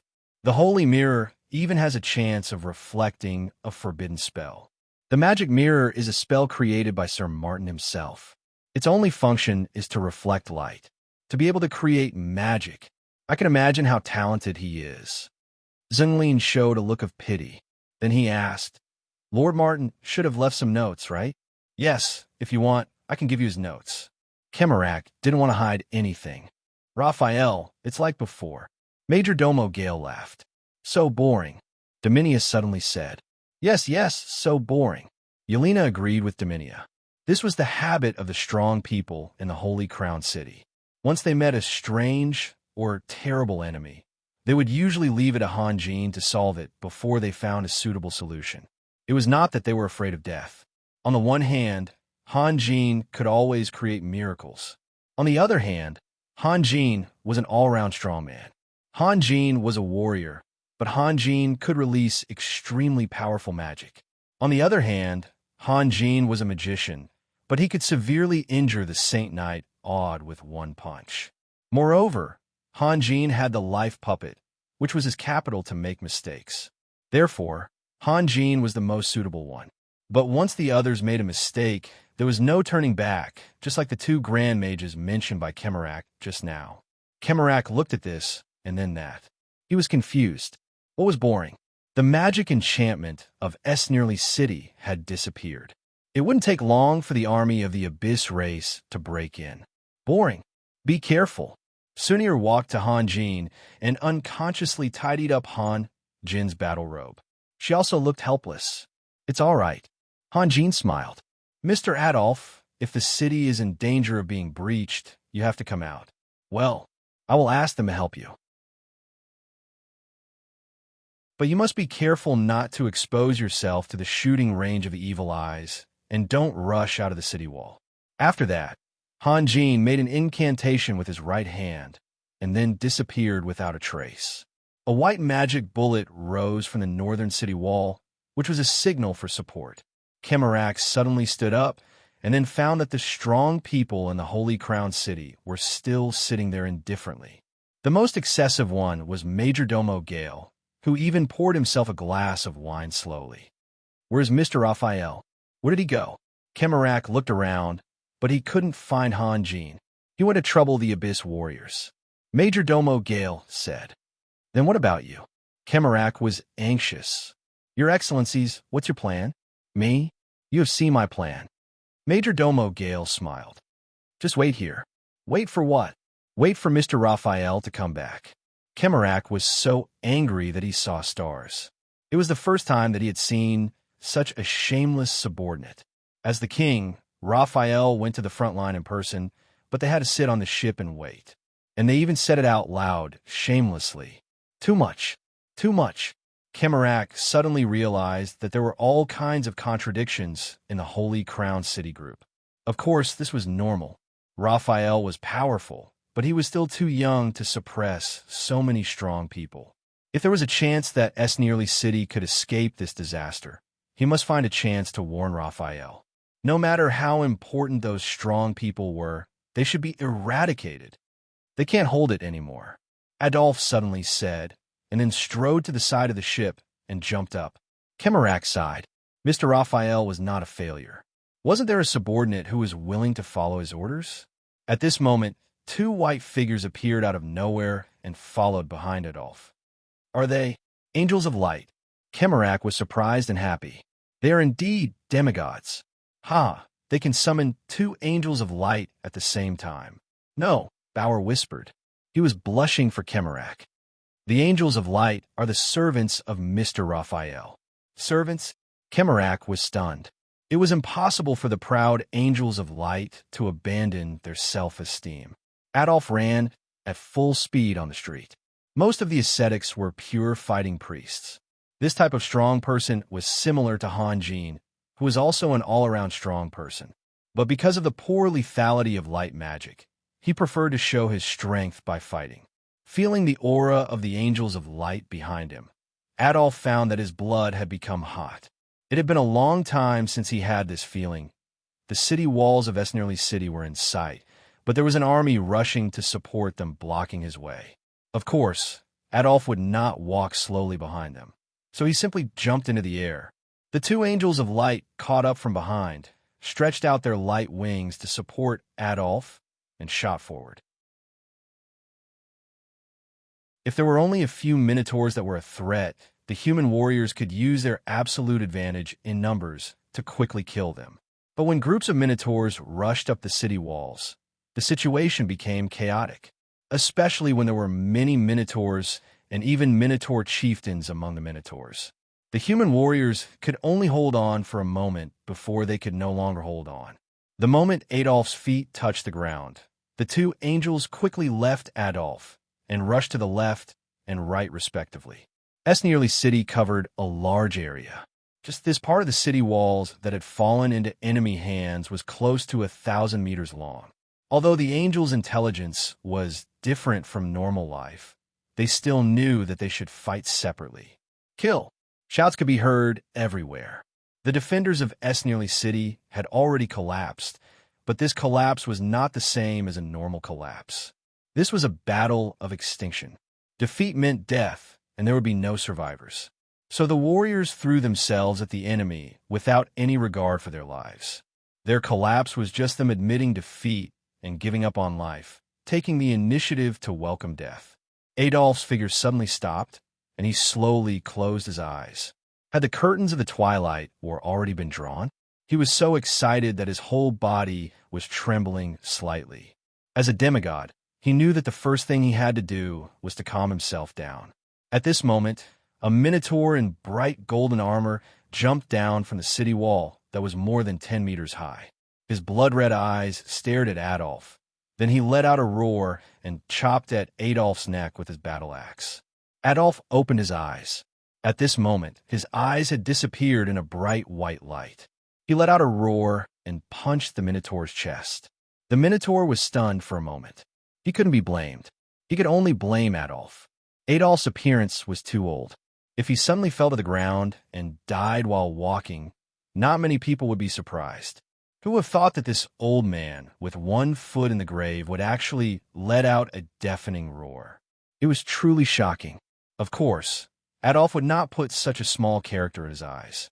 His roar could only mean one thing: his battle had begun.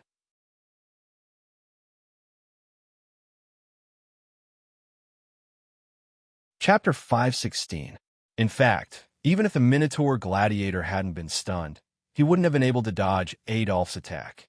When Adolphe's fist disappeared due to its fast speed, The Minotaur gladiator's chest armor had been deeply dented, and a large part of his back armor had protruded out.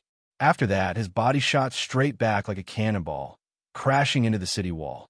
Countless blood arrows splattered in all directions with his body as the center. It was as if he had suddenly grown hundreds of blood-red tentacles. After the collision, the Minotaur gladiator's head sank, but his body was still hanging on the city wall, or rather, embedded in the wall. Around his body, numerous small cracks had appeared on the wall. Roars rang out from the city wall, and almost a dozen Minotaurs jumped down from the city wall one after another, scrambling to rush at Adolf. Adolf silently stepped forward. The experts on the god of war, who were watching the battle through their clairvoyant eyes, felt a little strange. They had never seen Adolf in action before. In their minds, Adolf would definitely release an earth-shattering attack once he displayed his might. Who would have thought that Adolf's performance would be so ordinary? Although Kyle Marazzi, Snarly, and Bauer did not say anything, they all had looks of disappointment on their faces. He did not live up to his name. Adolf's figure flashed through the X-ray eye. The only thing that stood out about him was that he was very fast. The Minotaurs that rushed at him were sent flying one after another in a dazzling way. When the last Minotaur was sent flying, the first Minotaur that was sent flying was still gliding in the air. From a distance, it looked like an irregular flower blooming in an instant. Unfortunately, Green could not slow down the scene with the X-ray eye. Otherwise, the experts of the Holy Crown City would have been able to see that Adolf was different from the rest. Regardless of whether he was attacking the Minotaurs or the Minotaur warriors, Adolf only needed to throw a punch, and the landing point of his fist was exactly the same. It was to the left of the Minotaurs' chests, where the Minotaurs' hearts were located.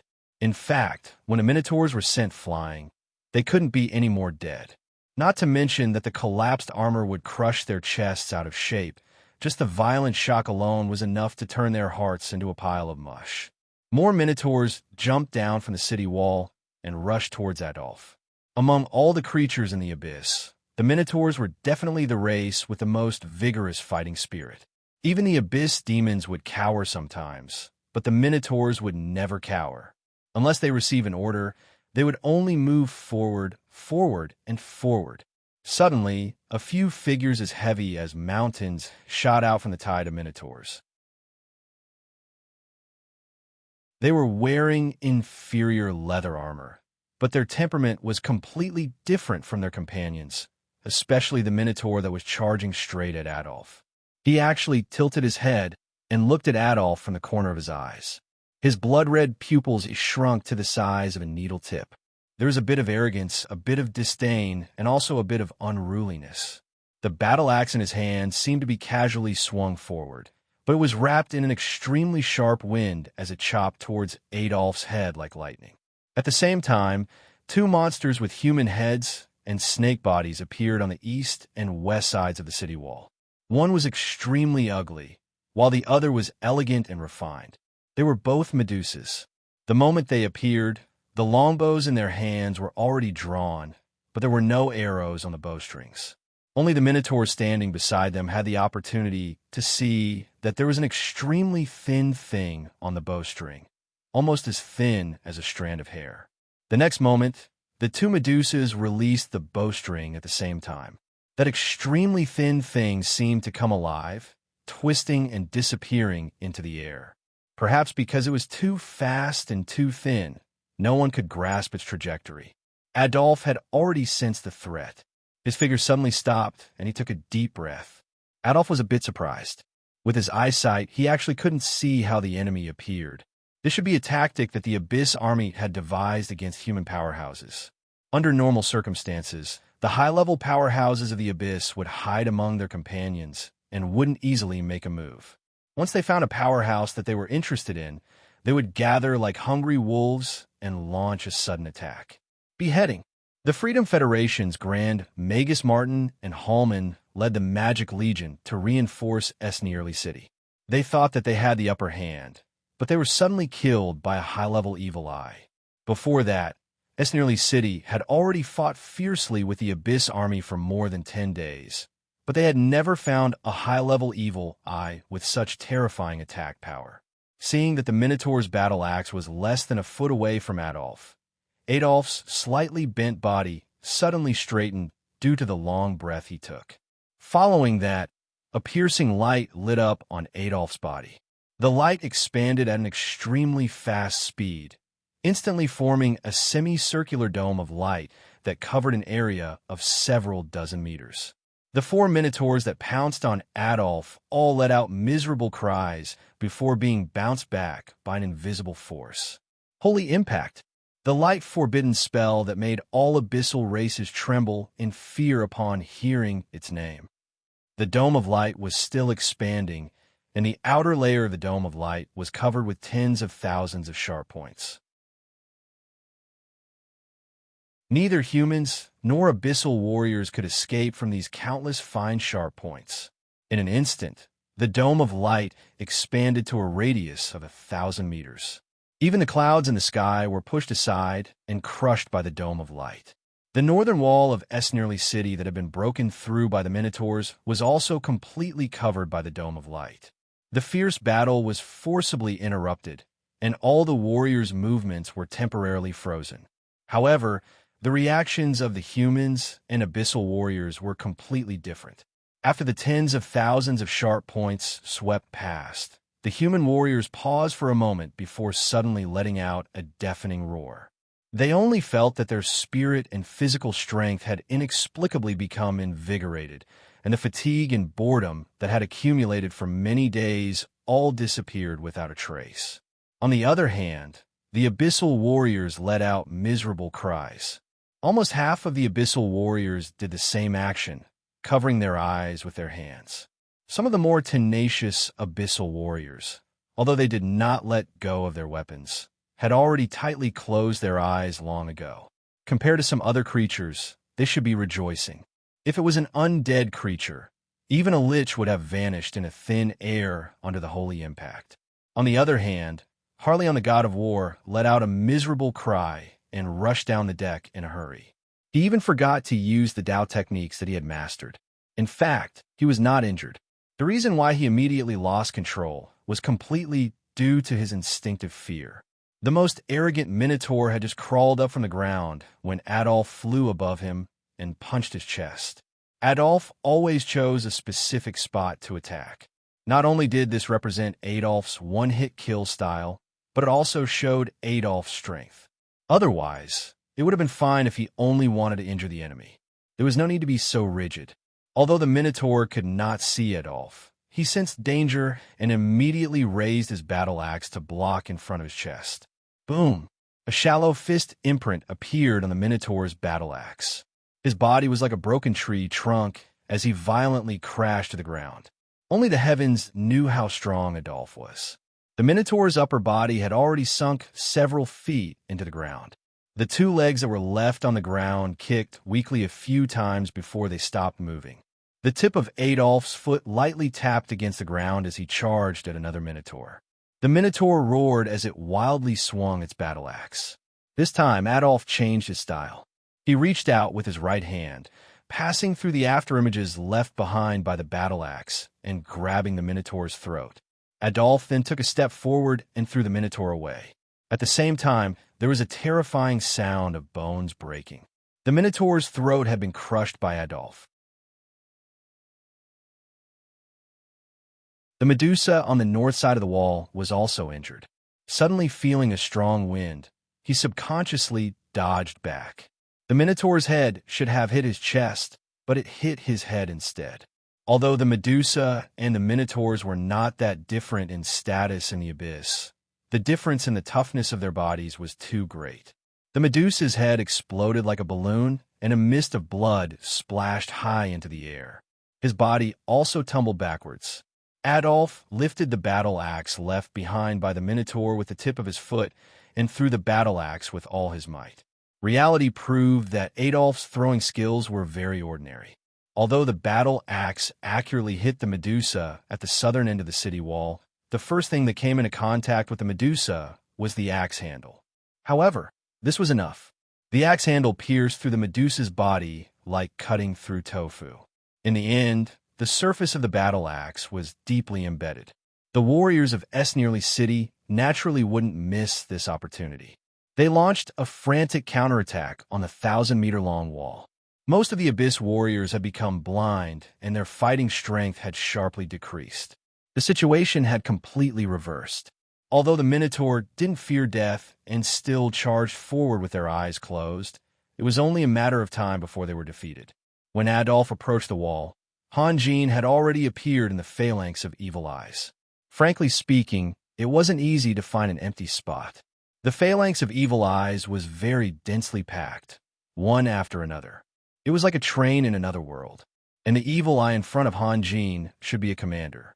Seeing a living person suddenly appear in front of him, he was obviously stunned. The huge eyeball didn't move and stared blankly at Hanjin. Hanjin heaved a sigh of relief. At this time, if he released the Red Lotus Fire, it would be enough to destroy this phalanx of 7,000 to 8,000 evil eyes.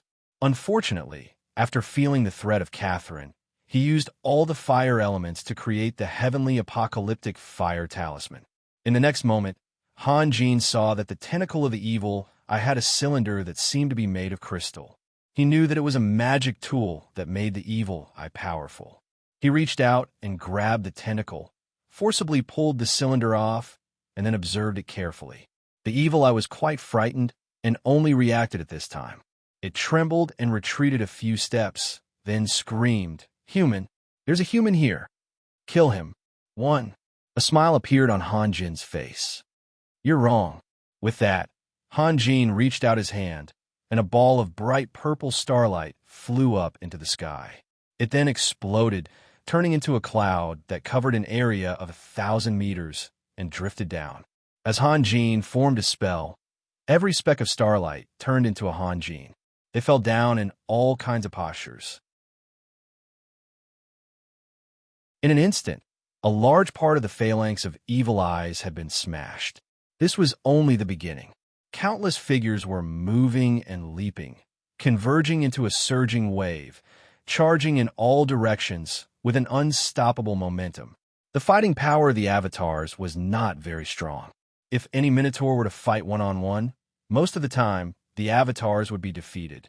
However, against the evil eyes that relied on their tentacles and cartilage to support their bodies, every Hanjin was a sharp weapon. The entire phalanx was a mess. Under Hanjin's punches and kicks, the evil eyes fell down one by one. Although some evil eyes did not care and desperately shot rays at the enemies in front of them, it was very difficult to cause effective damage. Some Hanjin took too many attacks and turned back into specks of purple starlight, but when they rolled on the ground, they would be as lively as dragons and tigers again. In just a dozen or so breaths of time, several thousand evil eyes had been turned into piles of soft meat. The evil eyes at the back had all fallen into chaos. Compared to the Minotaurs who were charging forward, their mental fortitude was much weaker. Yelena released her clairvoyance eye and searched back and forth a few times before finally locking onto the scene. The others were still fine, but Kemoratsi, Snarly, and Bauer were all stunned. They could hardly believe their eyes. The water-type forbidden spell, Mirror Image, could duplicate a body that could fight, but the body created by the mirror image was very fragile and would collapse with a touch. Moreover, only one mirror image could be created. Could Raphael release thousands of forbidden spells in an instant? Suddenly, a shrill horn sounded from the rear of the abyssal army. The evil eyes that were running in all directions fell to the ground at the same time.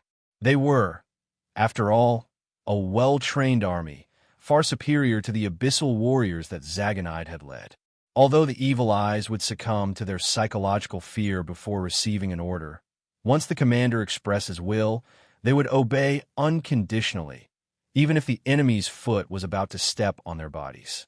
Rays of light that had been brewing for a long time shot over in an orderly manner.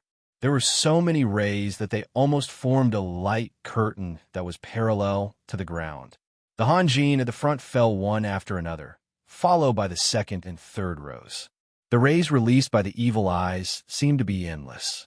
When the Hanjin at the front fell, the Hanjin at the back was naturally exposed to the rays and had no time to react at all. In the blink of an eye, the Hanjin army had all disappeared, leaving only a little bit of starlight on the ground.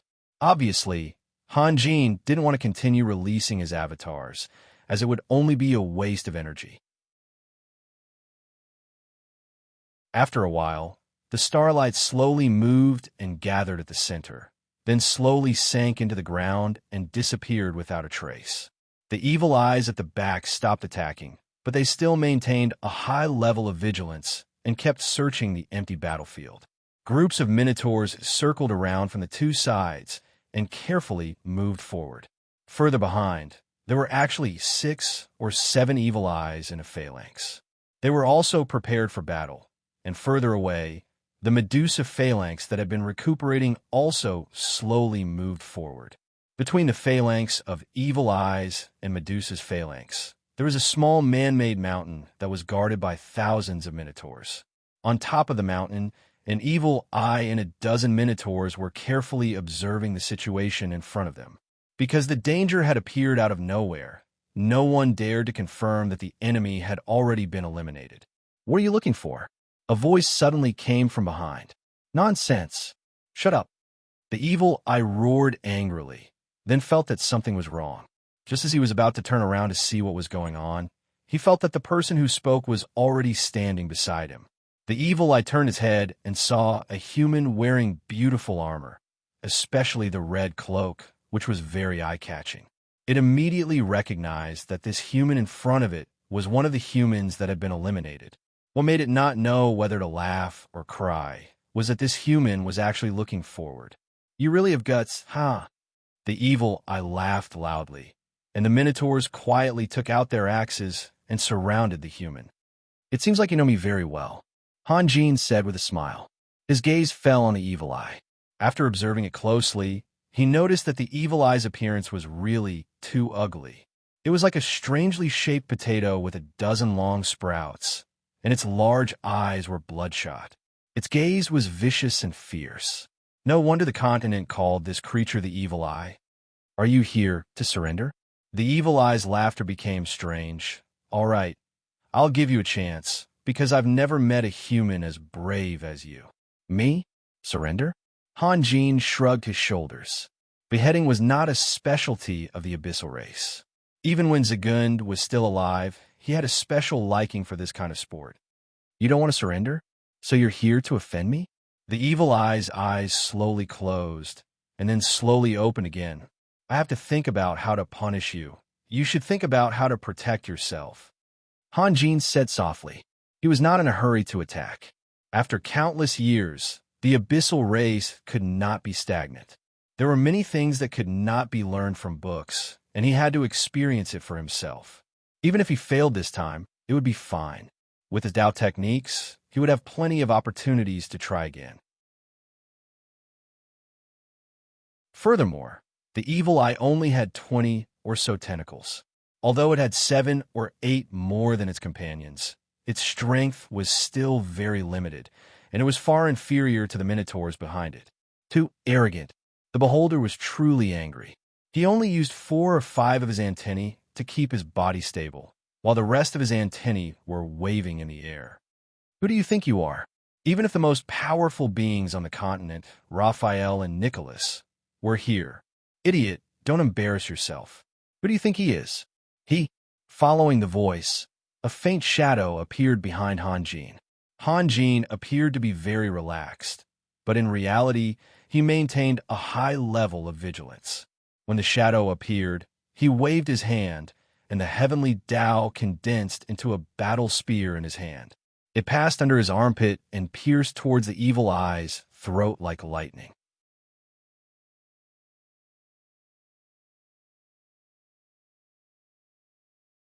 Chapter 517.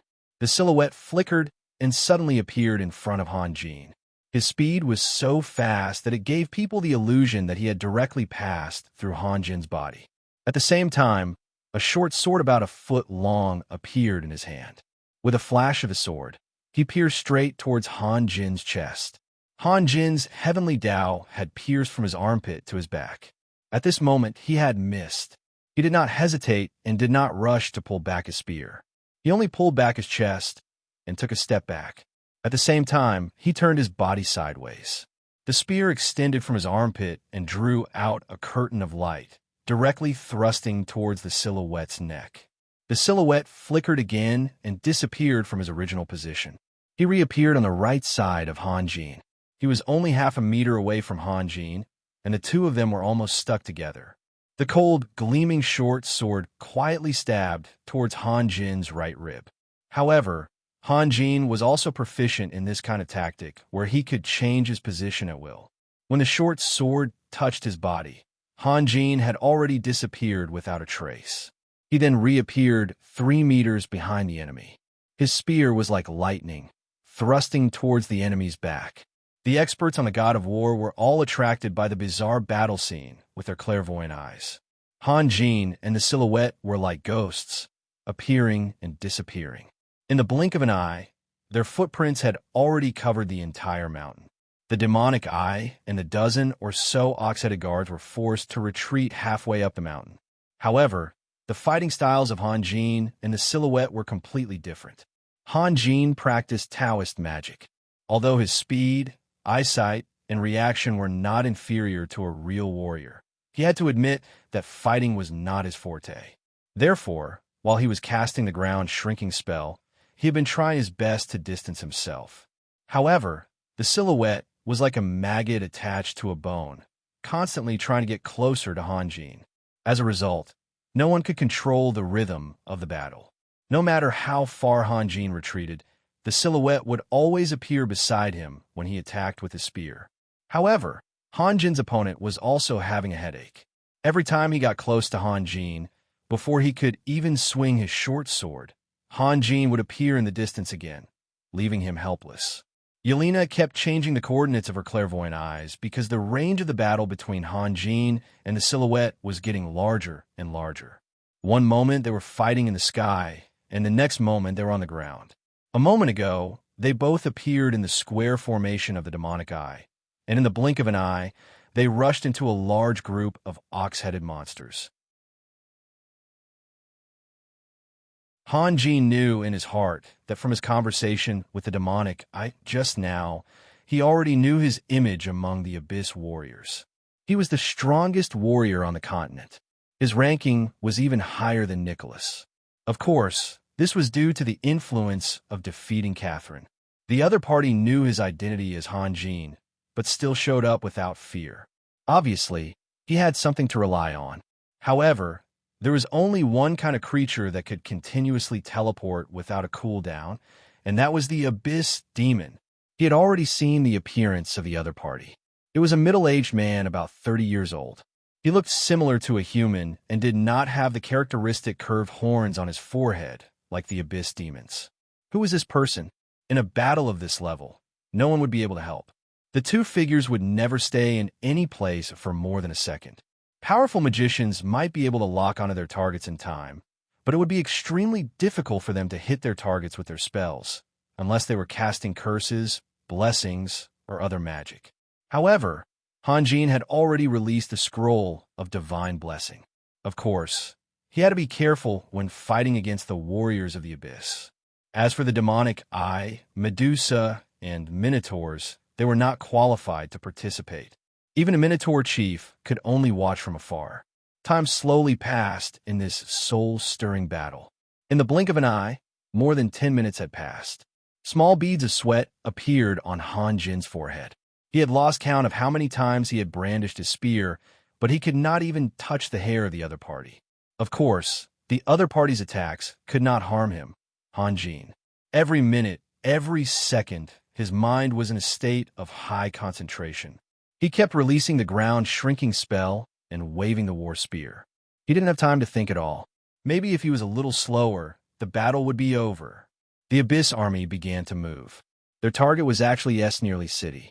Obviously, they had given up on interfering with the high-level battle and turned their attention to Esnearly City. Han Jin took a deep breath. He knew that he could not continue like this.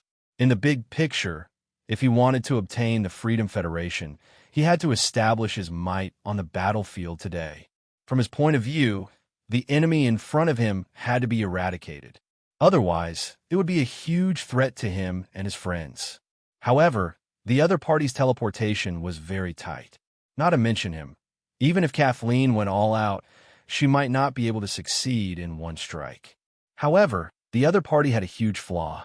Their attacks were lackluster.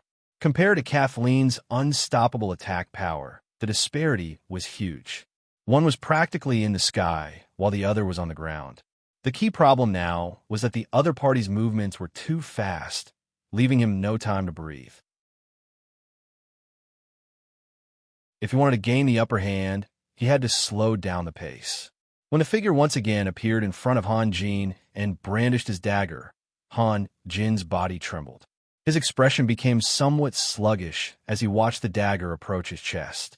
No matter how fast and strange the two people's position changes were, their attacks would definitely miss. Repeating this thousands of times had already become a habit. When the figure brandished his dagger, his gaze was already searching left and right. He was trying to catch Han Jin's position. He never thought that Han Jin would actually still be in front of him. Moreover, Han Jin's expression was clearly describing a mistake that shouldn't have happened to a powerhouse. Magic failed. The figure revealed an expression of ecstasy. The dagger, which had already become somewhat sluggish, began to speed up again, ruthlessly stabbing towards Han Jin's chest. Habits would breed laziness. Previously, he didn't think that this attack would be able to kill Han Jin.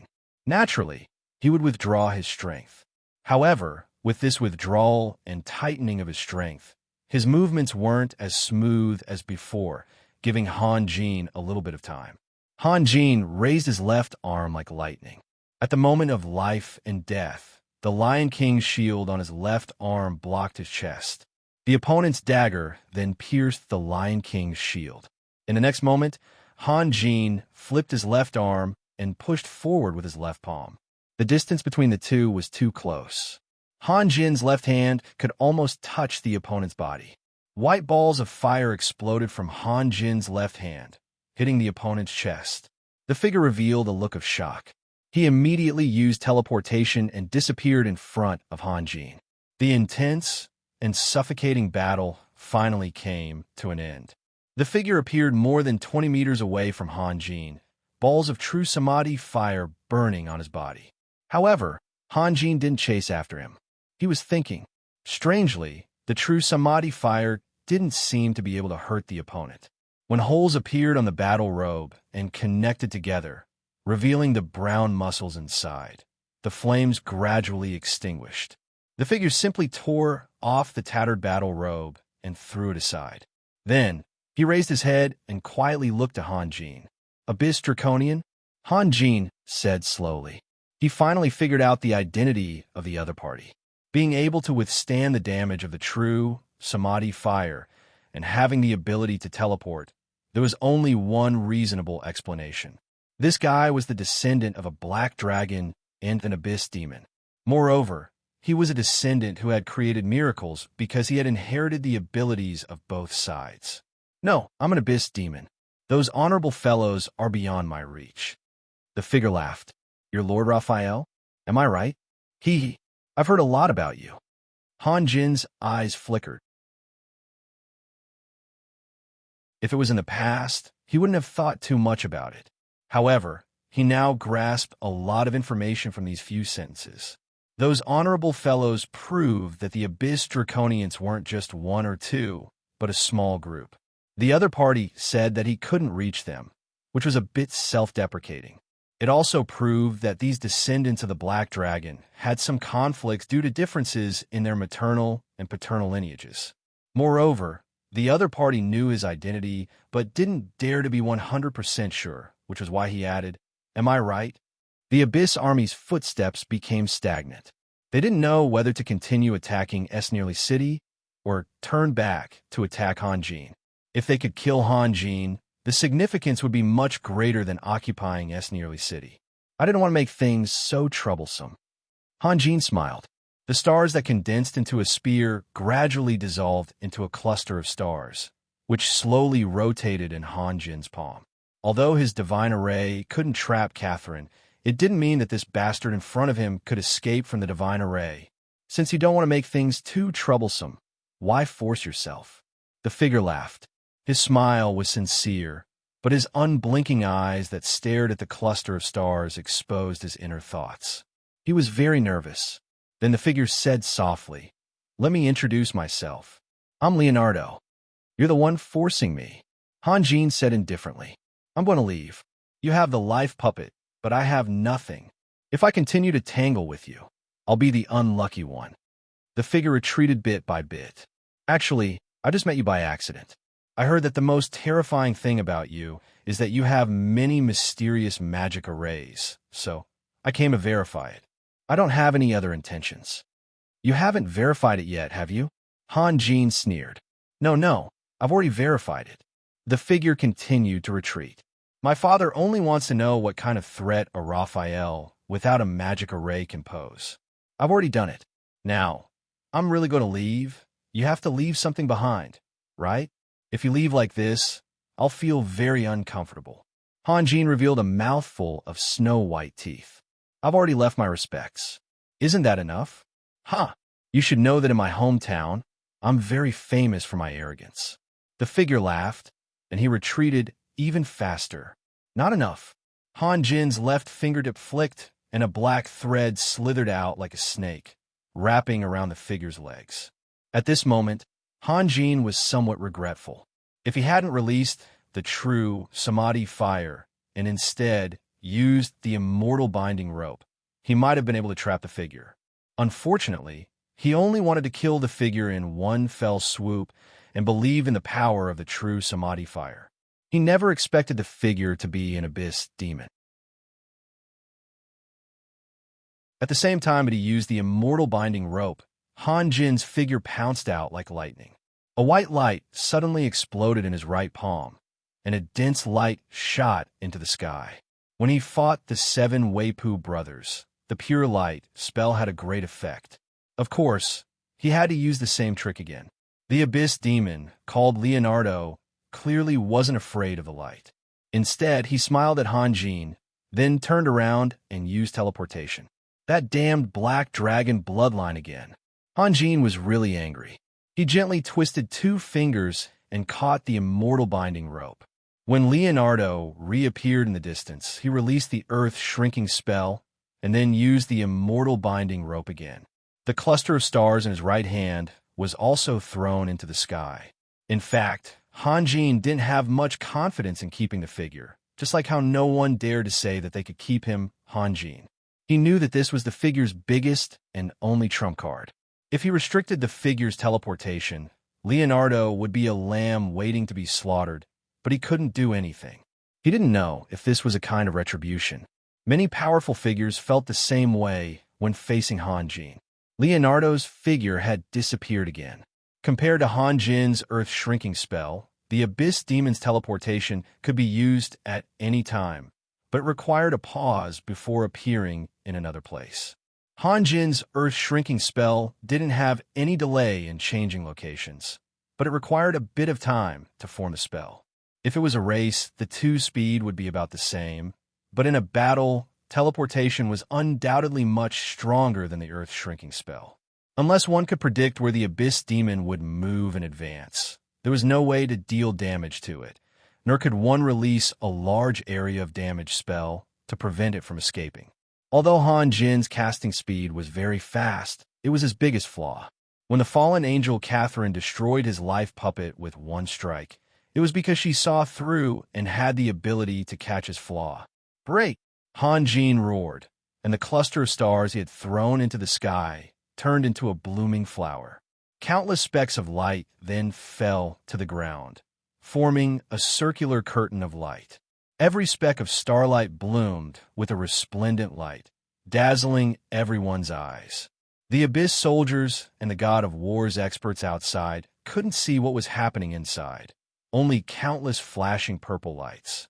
The curtain of light covered an extremely wide area, covering an area of 600 to 700 meters. It also covered hundreds of beholder eyes. These beholder eyes turned pale with fright and turned to flee. However, as soon as they came into contact with the curtain of light, they began to scream. Leonardo's figure appeared. He discovered that he had been trapped inside the curtain of light. He was shocked, but he didn't panic. He then used teleportation and appeared beside the curtain of light. Han coldly snorted, then released the earth-shrinking spell. Leonardo opened his mouth, and a golden fireball shot out from his mouth, exploding on the curtain of light. He could actually spit out dragon's breath. A large hole appeared in the curtain of light, and the dim starlight scattered in all directions. Leonardo had already shot towards the hole. Han didn't stay idle either. He appeared behind Leonardo, his left hand summoning the immortal binding rope. His right hand clenched into a fist, and he furiously punched at Leonardo's back. One was focused on killing the other, while the other was focused on retreating. The two of them were extremely fast, and their movements were as smooth as flowing water. There wasn't the slightest bit of hesitation.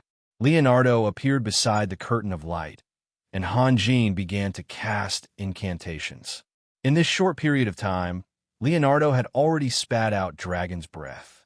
Han appeared behind him and attacked, while Leonardo simultaneously shot outwards. Boom!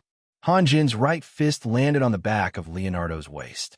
Just as the tip of his fist felt Leonardo's body, Leonardo had already disappeared, and the immortal binding rope once again missed its target. An instant later, Leonardo appeared 100 meters away. His body staggered. Evidently, Han powerful divine sense fist had already injured him. Leonardo's body swayed, and he once again disappeared into thin air. Han gave up on chasing after him. He coldly stared at Leonardo's back through the large hole in the curtain of light. He had already comprehended the most terrifying aspect of abyssal demons, and that was their rhythm. Against the Seven Brothers, he would always use the terrain to ambush and plot against them. That was why he thought it was easy. However, in this vast world, abyssal demons were abnormally powerful. Leonardo's attacks were closely linked to one another, forcing him to constantly respond. He had no time to think about anything else, nor did he have time to release a magic circle. If he was a little slower, he might lose. Leonardo's insight was much stronger than the Seven Whip Brothers. No matter where he used the ground shrinking spell, Leonardo would be able to catch up. As the leader of the abyssal demons, Donald would definitely use this tactic to its fullest. What should he do when facing Donald in the future? Fallen angel Catherine had lived for God knows how many years, but she was only ranked second among the 3 giants of the abyss. Of course, the support of the demon race was the reason. But how could it have nothing to do with her own strength? Han slowly let out a breath. He realized his weakest point. Just like what his master had said, cultivating one's nature and not one's life was the #1 disease of cultivation. Nature usually referred to Taoist magic, while life referred to body arts.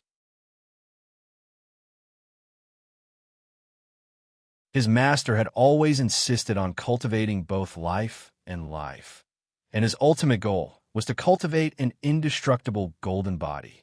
No matter how powerful a Taoist technique was, it could only unleash its power after withstanding the enemy's attack. It was impossible for the enemy to be like Catherine, standing there and waiting like a fool. Moreover, there was no enmity between him and Catherine, nor was there a conflict of interest. She had only come to him out of curiosity and fun. Would Donald do the same? Would Nicholas? After setting up the yin and yang killing formation in the Holy Crown City, he thought that he was invincible.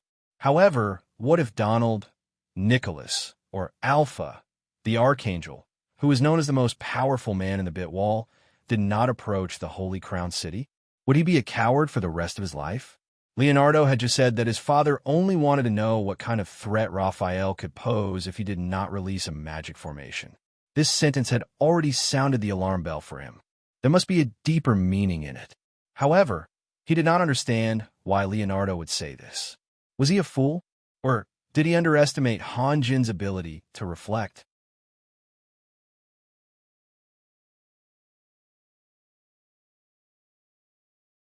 Chapter 518. Han didn't know Leonardo's identity and was still annoyed by his failure to kill the enemy. The Abyssal Army, on the other hand, was in an uproar when they saw Leonardo retreating. Even the shouts of the generals couldn't calm them down. Witnessing with one's own eyes was always more shocking than hearing about it. Han Jin belonged to the new generation of powerhouses on the continent. He had only shown his talent in the past few years, and the Abyss also had its own echelon. Leonardo, in particular, was worthy of being at the top of the new generation of powerhouses in the Abyss. His retreat had already affected the fighting spirit of the Abyss army. When the commanders on the walls of Esnerly City saw this scene, they immediately blew the horn to charge, but the soldiers didn't rush out of the city. Instead, they all jumped into the city. Below, there was a tall pile of war supplies that lined the inner side of the city wall. Some of the soldiers struggled to lift the coarse cloth covering the top. It turned out that the inside was filled with military equipment, but they were all lined up with shields. The city gates slowly opened, and the cumbersome drawbridge was lowered. The soldiers at the front grabbed their shields and rushed towards the city gate. Those shields were a little special. They were about 8 meters tall and about 1 meter wide. To a human soldier, these shields were too big. What was even stranger was that the shields were embedded with small square mirrors. They were real mirrors that could clearly reflect the scene in front of them. Seeing this scene from the god of war, Zhenglin paused and immediately understood the purpose of those shields. It seemed that Kemoratsi had some ability. The attack and range of the evil eyes were terrifying, but they didn't shoot arrows after all but light. What was the most effective thing to use to resist light? Of course, it was a mirror. To be able to create so many mirror shields in just a few days, this proved the strength of Esnerly City. Kemoratsi had been holding back all this time, probably because he was prepared to go all out. Exposing the mirror shields early might not cause heavy damage to the Abyss army. If the city wall fell, a large number of minotaurs and evil eyes would rush in. Countless soldiers with mirror shields would surround the city from all sides. Even if the city couldn't be defended, the Abyss army would pay a corresponding price. After all, the width of the city gate was limited. More soldiers raised their shields, turned around, and rushed to the top of the city wall. Then they simply jumped down. Seeing Esnerly City's counterattack, the Abyss army finally began to retreat. The retreating minotaurs were unwilling, but they still obeyed the order and protected the rear of the army. However, while it was easy to attack, it was difficult to retreat calmly. The Medusa's speed was quite good. Her thick and long snake tail kept moving. Although she couldn't pull apart the warriors of Esnerly City, the warriors of Esnerly City couldn't catch up with her either. The minotaurs ran as fast as galloping horses. Only the evil eyes relied on their antennae to move forward. The abyssal army immediately responded. 2 phalanxes of evil eyes stopped, turned around, and desperately fired rays at the warriors of Esnerly City. The red rays landed on the mirror shields and were reflected. Because there was no standard for the craftsmanship of the mirror shields, the rays landed at different points. For a moment, the air was filled with a mess of reflected rays. The warriors of Esnerly City held their mirror shields in front of them and shouted as they charged. Occasionally, there would be warriors who were careless or were hit in the calves or soles of their feet, falling to the ground. There were also warriors who were too close to the front and took too many attacks. As a result, the mirrors of their shields were shattered and the next round of attacks pierced through their bodies. However, more and more warriors approached the phalanxes of evil eyes. Not a single minotaur was left around the phalanxes. Clearly, these evil eyes were used as sacrifices. The evil eyes screamed in panic and fear. However, the louder they screamed, the faster they attacked, but not a single evil eye ran away. Finally, one of the strongest warriors was the first to charge into the phalanx of Beholder. He didn't even launch an attack. Instead, he raised his mirror shield and sprinted forward. When a mirror shield was smashed to pieces, 3 or 4 Beholder were sent flying by him. In the next moment, he threw away the mirror shield and raised his longsword. A dense ball of fire suddenly blossomed, enveloping his body and his longsword in it. Then, one warrior after another rushed into the phalanxes of evil eyes. They were like sharp nails, pushing forward with all their might. Their goal was very clear: to pierce through the phalanxes. Knowing that they were in a hopeless situation, the evil eyes were still unwilling to retreat. Even when they saw the warriors of Esnerly City rush past them, they were still desperately shooting their rays forward. The warrior who rushed into the phalanxes first used about 10 breaths of time to finally kill his way through the phalanxes. He left behind a path of fire that was 6 or 7 meters wide. The evil eyes along the way were all burned to charcoal by his fighting skills. However, before he could catch his breath, he suddenly discovered that a few hundred meters away, there were thousands of evil eyes lined up in a long line. They had been waiting for him for a long time. The warrior's reaction was extremely fast. He immediately laid down on the ground without caring about his image. The next moment, a series of light screens swept over his body. Because he was the first to kill his way through the phalanxes, he was given special attention. This row of 200 to 300 evil eyes released attacks. The powerful rays didn't touch him. Instead, they shot down the evil eyes behind him. "Careful!" The warrior roared as he rolled back into the phalanxes of evil eyes. Unfortunately, the line blade was a product of another world. He couldn't play with it. His combat power was obviously weakened. Then, the powerful warriors successively killed their way through the phalanxes of evil eyes. Of course, they suffered the same fate. Some were lucky enough to escape, while others were hit by countless rays at the same time. In just an instant, their bodies turned into charred corpses that were only 2 feet long. Of course, there were also many evil eyes that were killed by their own kind. As the phalanxes of evil eyes became thinner and thinner, the casualty rate of the warriors of Esnerly City also increased rapidly. Overly tall mirror shields weren't good for fighting, so many warriors threw away their shields when they got close to the evil eyes. When they realized that the situation in front of them wasn't good, there was no way to block or dodge. They could only wait for death. When the warriors in the back rushed up, they barely managed to salvage the situation. Those who still held the mirror shields in their hands took the initiative to block in front, while the surviving warriors of Esnerly City shrank back and continued to charge. Hanjin finally made his move. There was a vicious woman who once said, "Whoever makes me uncomfortable for a while, I'll make him uncomfortable for a lifetime." Although Hanjin wasn't that vicious, he still had anger in his heart and needed to vent. Beheading again. When Hanjin drilled out from the ground, the evil eye who had the command was sitting on the shoulder of a minotaur. He was loudly urging the minotaur to run while looking around randomly. In the end, he saw Hanjin. The evil eye was stunned for a moment. Then he screamed. When he didn't know Hanjin's identity, he had the guts to talk nonsense. He said that even if Raphael and Nicholas were here, he would still do so, and so. However, from the conversation between Leonardo and the enemy, he had learned a lot. When he saw Hanjin appear beside him, he was scared out of his wits.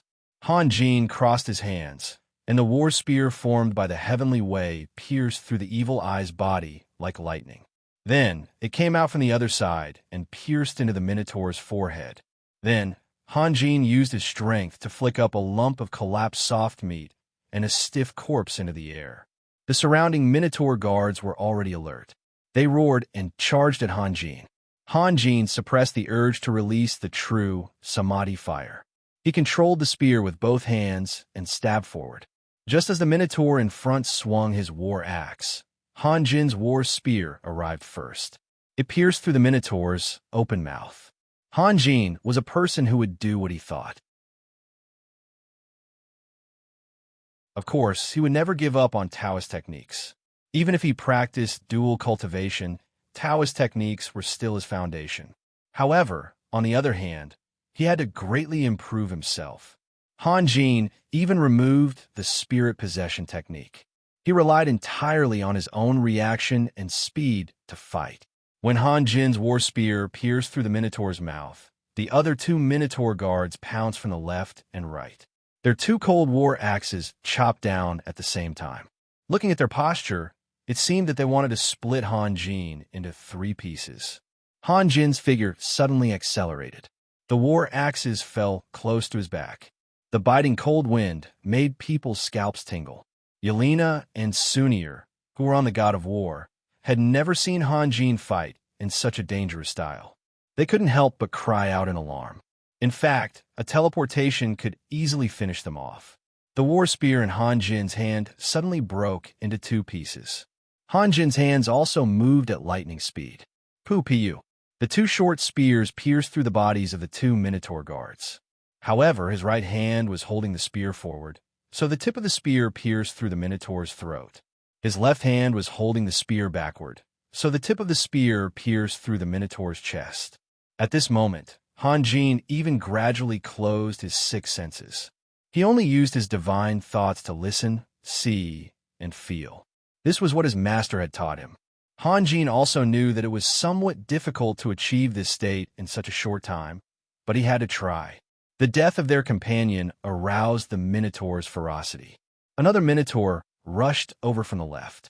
First, it used its shoulder to knock away its shaky companion. Then, it swung its war axe and flew towards Han Jin's head. Han Jin's figure moved back a bit. Then, the short spear in his right hand landed on the Minotaur's war axe. With a light pull, the war axe quickly chopped down, landing on the Minotaur's foot. Immediately, blood splattered. The Minotaur cried out in pain and fell forward. Han Jin extended his left arm. From an outsider's point of view, it looked like he was supporting the Minotaur. However, the Minotaur clearly saw that Han Jin was holding a short spear. The tip of the spear was already pointing towards his eyes. He wanted to dodge, but the pain from his foot made him unable to control his body. Moreover, he was falling down while Han Jin's short spear was moving upwards. In the next moment, Han Jin's short spear had already pierced through his eyes and through his brain. Seeing that four of their companions had died in Han Jin's hands in the blink of an eye, the remaining Minotaur guards became even more furious. One of the Minotaur guards actually leapt into the air and pounced towards Han Jin. Han Jin clasped his hands together, and the two short spears merged back together. His eyes were already slightly closed.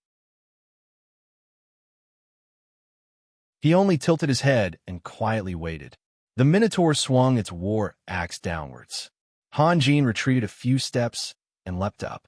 He skillfully dodged the Minotaur's attack. The heavenly Tao in his hand had already turned into a 3-meter-long stick. Then the thick stick fiercely smashed down. Hong! The thick stick smashed into the Minotaur's head. Immediately, a large part of the Minotaur's head was sent flying. The Minotaur's corpse heavily fell to the ground. The reason why Han Jin had condensed the heavenly Tao into a war spear was because he had learned some tricks from Guevara. But now, he realized that the war spear was not suitable for him, nor was it suitable for the heavenly Tao. Every time he killed a Minotaur, he had to first pull out the war spear before he could attack the next target. He did not like it. The sound of wind came from behind him.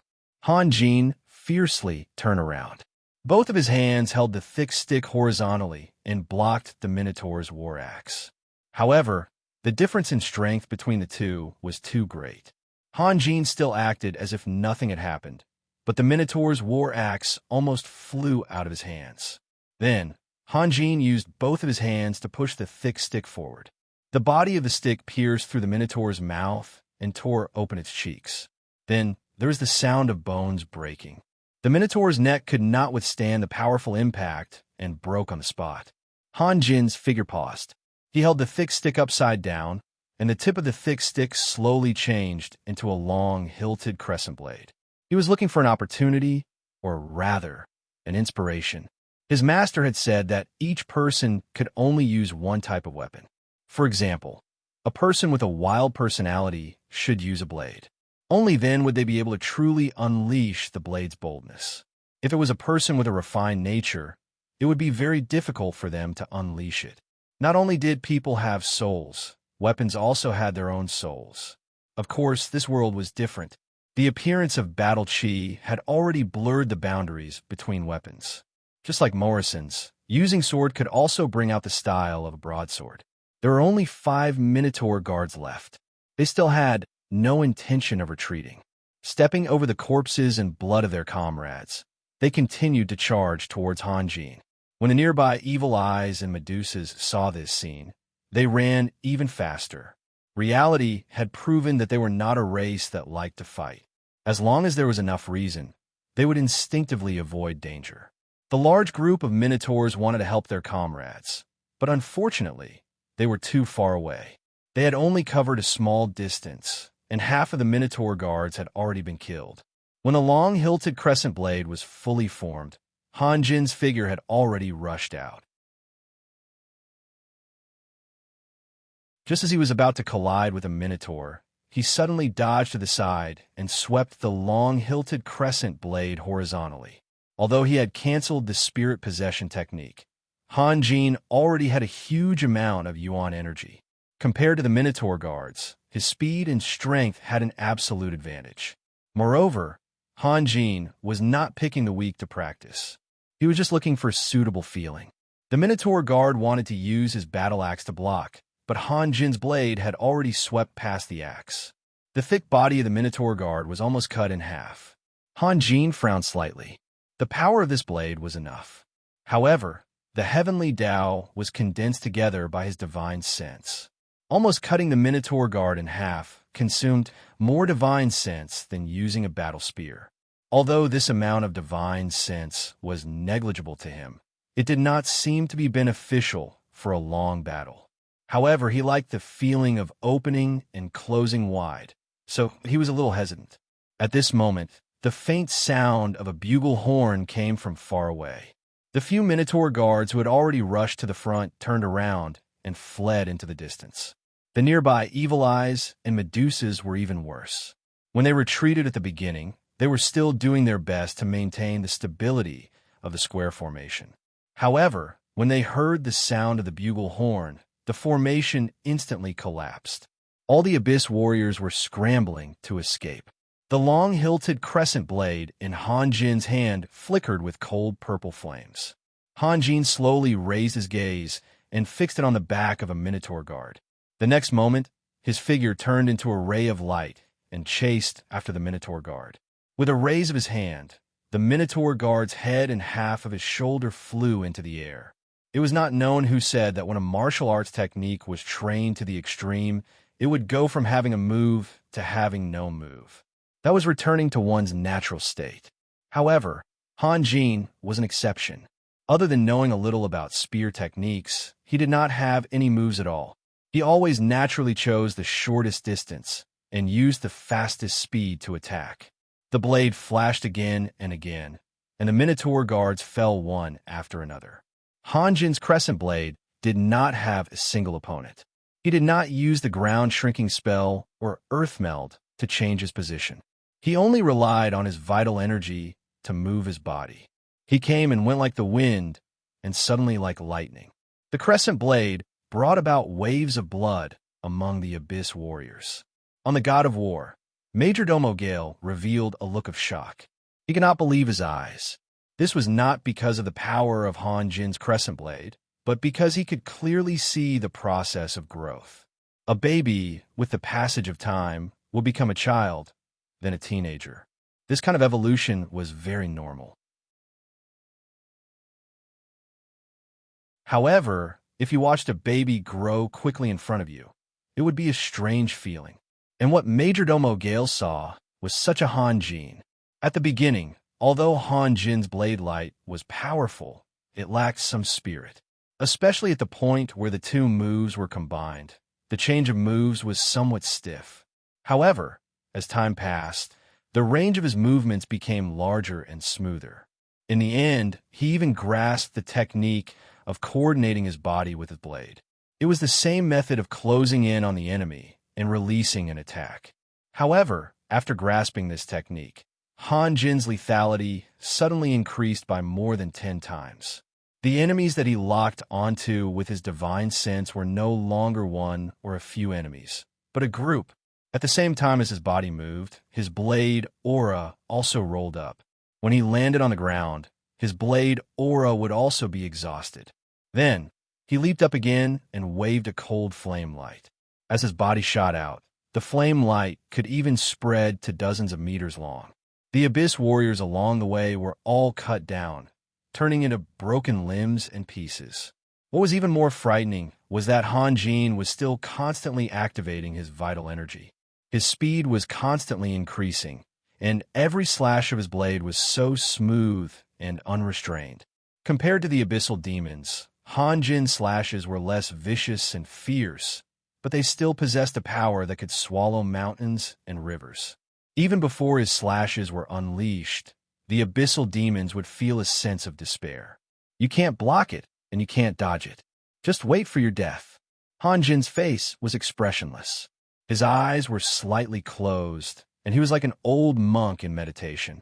However, the people on the God of War who were watching the battle had the urge to look up to the sky and roar. If one deliberately ignored the splattering of blood and the loss of life, Hanjin's blade gave people a sense of carefree beauty. Every blade was so magnificent. It was as swift as lightning that tore through the sky and as majestic as a raging tide. Not to mention blocking Hanjin's attack head-on. Just watching it with a clairvoyant, I was enough to make people's blood boil. Hanjin had already forgotten why he was chasing after these abyss warriors. He had even forgotten all the pressure and threats. At this moment, he was the sky, the earth, and the ruler of everything. Some of the abyss warriors were so focused on running away that they did not even notice Hanjin chasing after them. Even if Hanjin chopped off their heads, their bodies would still run a long distance before falling to the ground. However, this was not bad. At least they did not experience the fear of death that seeped into their bones. Some of the abyss warriors wanted to resist, but before they could do anything, Hanjin's crescent moon blade had already cut into their skin. When they slowly fell to the ground with their eyes wide open in disbelief, Hanjin had already flown dozens of meters away. Gradually, the Medusa's team and the Evil Eye's camp separated. This was because the Evil Eyes were running too slowly. This could no longer be called a battle, nor was a massacre. It was a form of expression, an expression of supreme will. Hanjin had been shuttling back and forth in a zigzag pattern. The large group of Minotaurs behind finally had a chance to get close to Hanjin. A few Minotaurs wearing inferior armor overtook their companions and stealthily attacked Hanjin from behind. Pairs of blood-red eyes were firmly fixed on Hanjin. However, before the Minotaurs could raise their battle axes, Hanjin's figure had already shot towards them. Then, a blade light swept past their bodies like a faint ripple. Unfortunately, by the time they saw it, everything was already over. When one of the Minotaurs saw his calves falling off, he suddenly understood why the warriors who were killed did not scream. It was because there was no pain at all. There was only a cold feeling. The next moment, another blade light swept past, and the Minotaurs' heads neatly separated from their necks, flying in a fountain of blood. In fact, Hanjin did not know that these Minotaurs were the powerful Minotaur chieftains, nor did he know why he had released two blades. His brain had long since stopped working, and everything had sunk into nothingness. Perhaps this was his subconscious decision. Only by doing this could he express his will without hindrance. If he was awake and saw that he had easily killed the Minotaur chieftains, Hanjin would definitely feel happy. However, at this moment, Hanjin was still expressionless. His figure immediately leaped into the air and rushed towards the Minotaurs. Whether it was the weak Evil Eyes or the powerful Minotaurs, it made no difference to Hanjin. The blade light continued to shine, and the lives of the Abyss warriors were also fading away. The vast wilderness had already been dyed into a river of blood. The warriors of Esnearly City, who had broken through the second line of defense, were chasing after the Minotaurs. Suddenly, they felt an uneasy pressure that made them tremble. When they raised their heads, they saw Hanjin's figure shuttling back and forth. Seeing the splattering blood, they could not help but be stunned. You're tuning into the Warrior Lore YouTube channel. Don't forget to subscribe and join us on this journey to catch the most captivating stories.